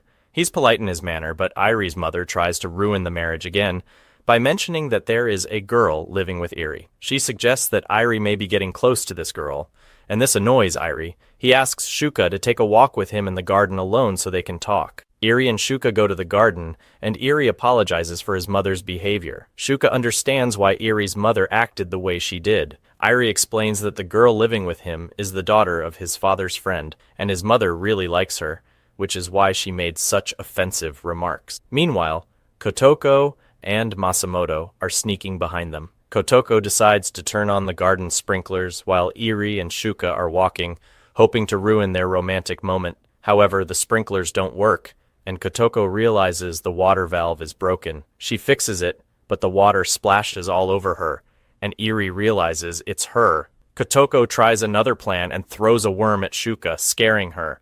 Eri helps her by taking the worm and throwing it at Kotoko. Kotoko gets terrified and falls into the water with Masamoto. Later that night, Kotoko returns home coughing from being soaked. Eri's mother says, "You look exhausted today, but don't worry, the marriage is ruined because Shuka is already acting awkward in front of Izumi. Izumi will never let his granddaughter marry a woman as nasty as me. Shuka is beautiful and rich, but you, Kotoko, love Eri no matter what." She reassures Kotoko, "I know Eri wants to marry Shuka, but it's only for the company's future. He loves you, and I'll make sure to ruin this marriage." Later, Eri calls Izumi, and Kotoko and his mother secretly eavesdrop. They believe that Izumi has rejected Eri and that the marriage is cancelled. They're happy, but Eri tells them that Izumi called to tell him that Shuka really likes him. Izumi wants them to officially announce their engagement once Eri's father gets better. Eri tells Kotoko, while she's drying herself, "Look at what happened to you and learn from it." He leaves them and heads upstairs. A week passes and Kotoko meets with Masamoto. She tells her that Eri has been going out with Shuka a lot over the past week, and it's clear that he's starting to like her, and she'll probably lose him to her. Masamoto responds, "I knew when Eri rejected me for you that I wasn't upset, because after he was about to marry you, he would have regretted it. He would have realized my worth. But now, I feel like I've lost to Shuka because she has all the qualities. She's far better than me or you, and if Eri marries her, he'll never regret it." Masamoto adds, "You're not stupid, but you're persistent and strong. You try to do the impossible, and you can achieve what you want because you keep trying." She gives Kotoko some positive encouragement to prevent Eri from marrying Shuka, telling her to stay focused on her goal. Then, Masamoto leaves and Kotoko heads home, only to find Eri talking to Shuka on the phone. Eri finishes the call and gets up to go to bed, but Kotoko stops him. She asks if he's going out with Shuka tomorrow, and he says, "Yes, we're going to a party for a performer." He laughs with her and adds, "What, do you want to spy on me and try to ruin my date again?" Kotoko laughs too. Eri leaves and goes to his room where he sits down looking sad. He's doing all this for the company, but he actually loves Kotoko. The next day, Kotoko goes to university. She sits and eats, feeling sad and out of sorts. Kenichin comes over and places a plate of fruit in front of her, telling her to eat. She eats but remains downcast. Kenichin says, "Cheer up, forget about Eri." Kotoko replies, "The problem is, in the past few days, I felt like Eri and I were getting closer, and I thought he liked me. I started to believe we would be together, and that's why I'm so sad. I can't forget him." Kenichin feels bad when he sees Kotoko in an even worse state, more upset than before. Later that night, Eri goes out with Shuka. He invites her to dinner after their party with the performer. Meanwhile, Kotoko and Eri's mother are at home, worried because Eri is late. Kotoko suggests to Eri's mother that she go out and look for him. So Kotoko goes out, and just as she leaves, Eri comes home. He finds Kenichin there and ends up having a heated argument with him. Kotoko is nearby and hears the shouting, so she gets closer. She hides behind a tree and listens to the conversation. Kenichin says to Eri, "You always hurt Kotoko. You're making her emotionally drained." Eri replies, "Stay away from her. I'll take her and make her happy." Kotoko hears all of this and wishes that Eri would refuse and tell Kenichin that he would stay by her side, like he always promised. But Kotoko is shocked when Eri says to Kenichin, "Take Kotoko and do whatever you want. I don't love her." He leaves Kenichin and walks away. Kotoko remains devastated and cries for a long time in her hiding spot. She sits there crying, not knowing what to do. Eri goes back home and sits in his room, feeling sad. His brother Yuki comes in and says, "How are you going to marry Shuka when you love Kotoko?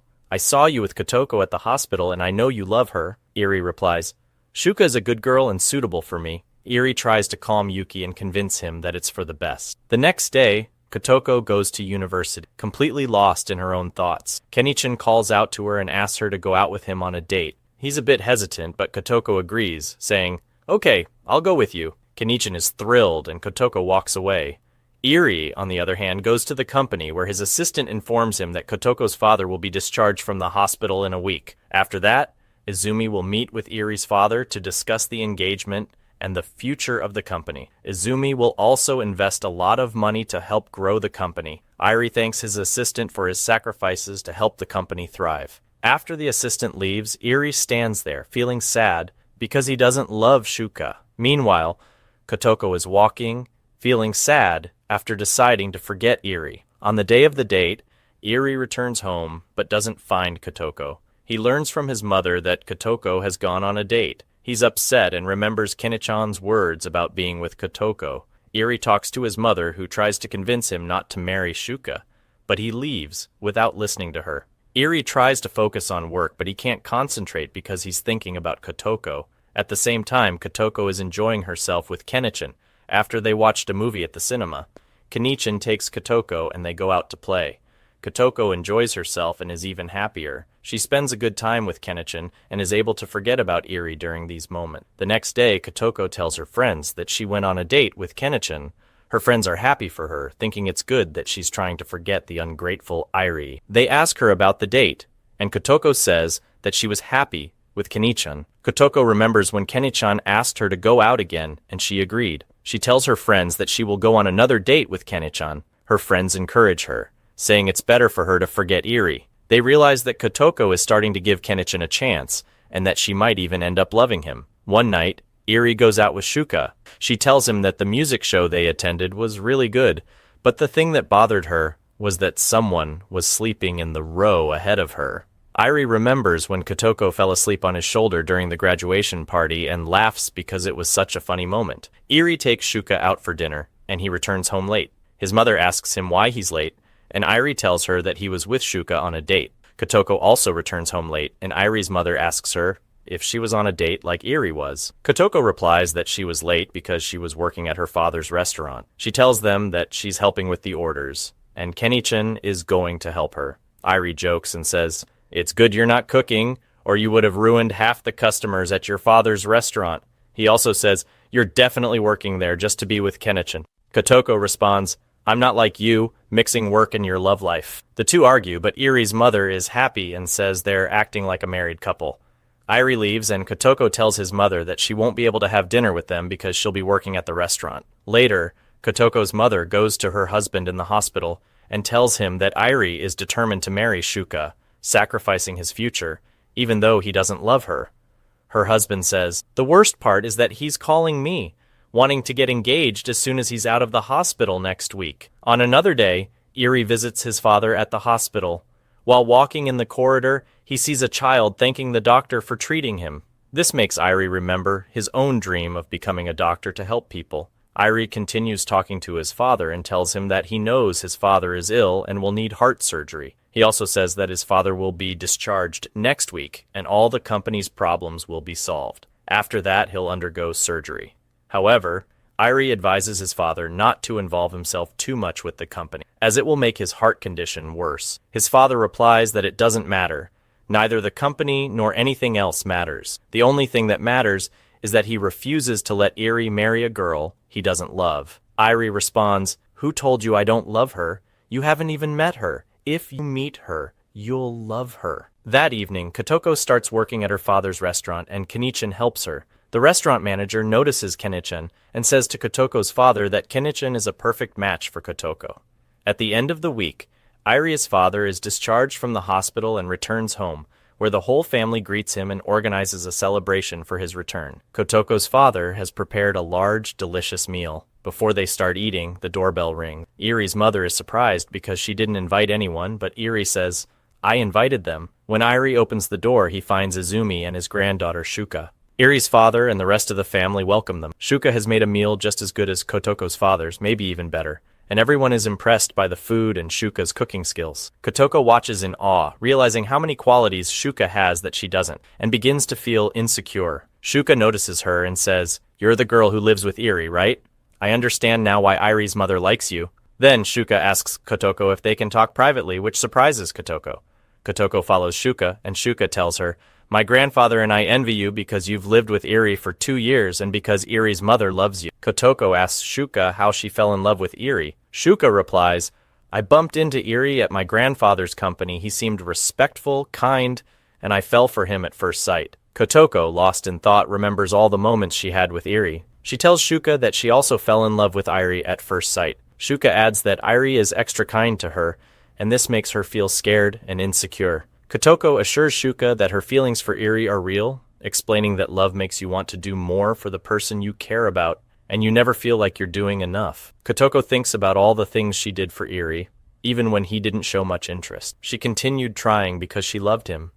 They talk about love, and Kotoko shares that she had loved someone before, though she denies it when Shuka asks. Kotoko wishes Shuka a happy life with Iri. Later, before Izumi and Shuka leave, Izumi tells Iri's family that they plan to visit them soon to arrange the engagement. Shuka tells her grandfather that she wants to speak with Iri for a bit. Izumi then tells Iri that he should escort Shuka after they finish their conversation. Iri leaves with Shuka, and Kotoko's mother enters the room. She tells her husband that she is very upset about the engagement, but her husband says that Iri has already made up his mind to marry. Kotoko's mother then enters the kitchen and finds Kotoko washing dishes, looking very sad, though Kotoko tries to hide it. Kotoko's mother starts crying and apologizes to Kotoko for always thinking that she would be the one to marry Iri. Kotoko thanks her mother-in-law for always thinking about her.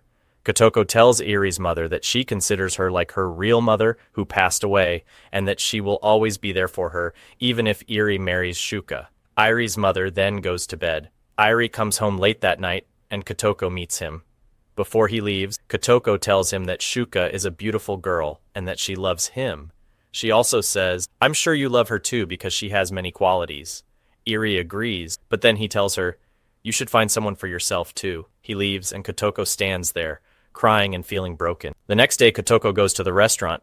Before she starts working, her father tells her that they need to move out of Iri's house and find a new place to live because Iri is getting married, and it won't be right for them to stay there after the wedding. He also tells her that she needs to forget Iri. Kotoko agrees, saying, "You're right. I've been difficult for everyone, wasting so much time trying for things that were impossible. I have to stop hoping for the impossible." Her father comforts her and reassures her that she is strong. It's clear that Kenichin overheard Kotoko, and he is worried about her and feels sad for her. At the end of the day, as Kotoko is heading home feeling down, she reflects that she had spent so much time wishing for things that could never happen. She tells herself that she needs to stop wishing for the impossible. On the day of Iri's engagement, his mother is very upset because she doesn't approve of it. Iri arrives and takes his family to the bride's house. Kotoko knows about the engagement and has already given up hope. Iri and his family arrive at Izumi's house and begin the engagement ceremony. Meanwhile, Kotoko is out with Kenichin, trying not to show that she's upset. But when she sees a wedding dress, she begins to daydream. Her wish had always been to marry Iri, but now it seems like that dream is gone. Kenichin notices that Kotoko is lost in thought and tries to distract her. He suggests going to the amusement park, where he wants to buy her a doll. Kenichin then presents her with a doll. Kotoko is surprised that he knew she wanted that specific doll. Kenichin tells her that he loves her and knows what she dreams of and thinks about. He asks her to marry him. Kotoko stands there, not knowing how to respond. The next day, she tells her friends that Kenichin proposed to her, but she hasn't answered him yet. She tells them that she's still thinking about it. Her friends encourage her, saying that Kenichin is kind and loves her. The people say, "Take the one who loves you, not the one you love." Kotoko reflects on their words and begins to believe that they might be right. At the restaurant, Kenichin works energetically, and he seems happy. Kotoko watches him and wonders what will happen to Iri when he finds out that Kenichin wants to propose to her. Will it matter to Iri or not? Izumi goes to Iri and his father at the company and provides them with significant funding to help develop their business. He asks Iri about a suitable time for their wedding to Izumi's granddaughter, Shuka. Iri responds, "My father is scheduled for surgery at the end of the year. I hope we can have the wedding after my father's surgery." He suggests having the wedding next year during the same month. Izumi agrees, and before leaving, he tells Iri that it's an honor for him to join their family, calling Iri a good young man. Iri thanks him for his words, and Izumi leaves. Iri returns home, and his father thanks him and asks if he is still determined to marry Shuka. Iri confirms, "Yes." He goes to bed. Meanwhile, Kotoko is in her room, looking at the doll that Kenichin gave her and thinking about when Kenichin proposed. Her father comes in and shows her a picture of the house they will move to, and they discuss things. Kotoko asks her father, "If I marry Kenichon, will I be happy?" Her father reassures her, saying that Kenichon is a good, loyal person who loves her, and above all, he is an excellent chef. He tells her that if she marries him, Kenichon will take over the restaurant after him. But most importantly, her happiness matters, and the decision is hers. He leaves the room. The next day, Kenichin takes Kotoko to a famous place by a river and a bridge as a surprise. He asks her to close her eyes, but as soon as Kotoko opens her eyes, she realizes that this is the place where she had her first date with Iri. She feels overwhelmed and lost in thought. Kenichin tries to get her to focus on the water, but Kotoko's mind drifts again. She recalls when Irie told her in the same place that he enjoyed being with her and didn't mind if they lived in the same house. She snaps out of it. Before Kenichin can take her to lunch at the restaurant, they run into Irie and Shuka. Kotoko tries not to let Irie notice that they are there, but Shuka sees her and greets her. Shuka invites Kotoko and Kenichan to join them for the show she's going to see. But Irie tells Shuka, if Kotoko and Kenichan come to the show, it will be a punishment for them because they won't understand the performance. Kotoko, feeling insulted, asks Irie, what do you mean by that? Are you saying we're stupid? He replies, yes. Kotoko retorts, fine, Mr. Clever, we'll go eat sausages while you stay and watch your amazing show. She teases him and walks away with Kenichin. Before Kotoko walks away, Irie tells her that she and Kenichin are really well suited for each other. Kotoko replies, we know that, and we don't need your opinion, teasing him before walking off. Shuka is upset with Irie for insulting Kotoko. She tells him that it's the first time she has seen him act mean and insult someone, and it worries her. She says she will leave and walks away, leaving Irie standing, feeling upset.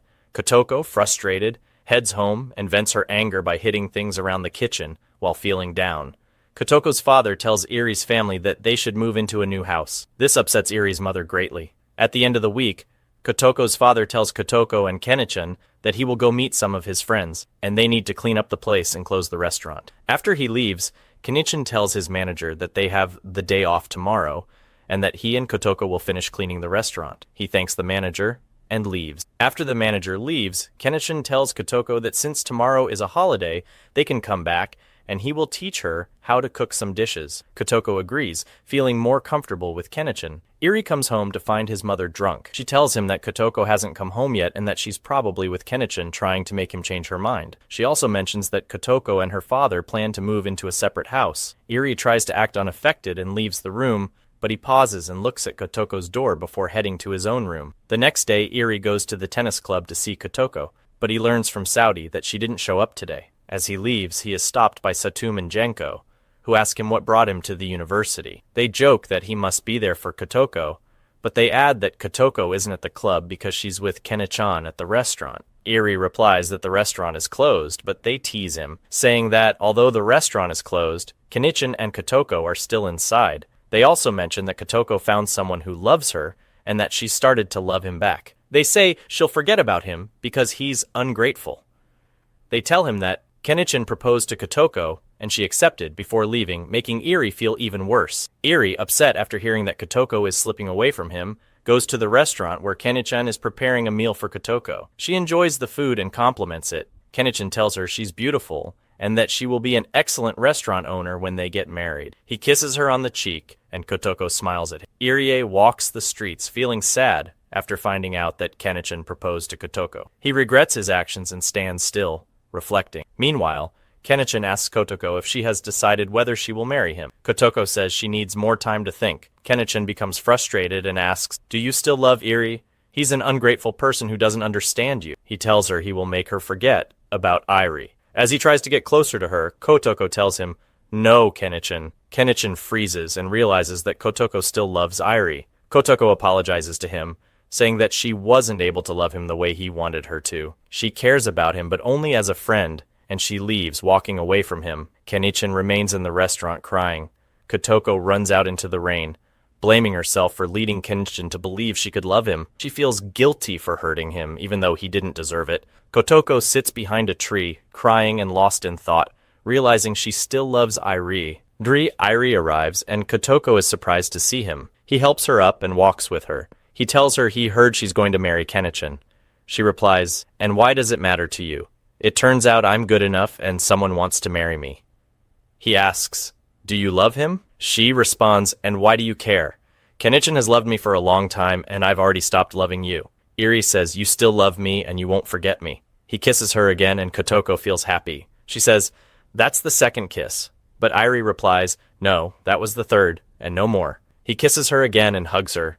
Irie says, you've made me love you so much, just like you love me. They return home, and Irie asks Kotoko's father for her hand in marriage. He tells her father that Kotoko might not be very clever, but she is patient, light-hearted, and loves him very much. Kotoko's father replies, I know, and I love her too. Kotoko is thrilled by Irie's words. Irie apologizes to his father, explaining that the company might suffer since Izumi will likely take his money once he learns that Eri is leaving Shuka.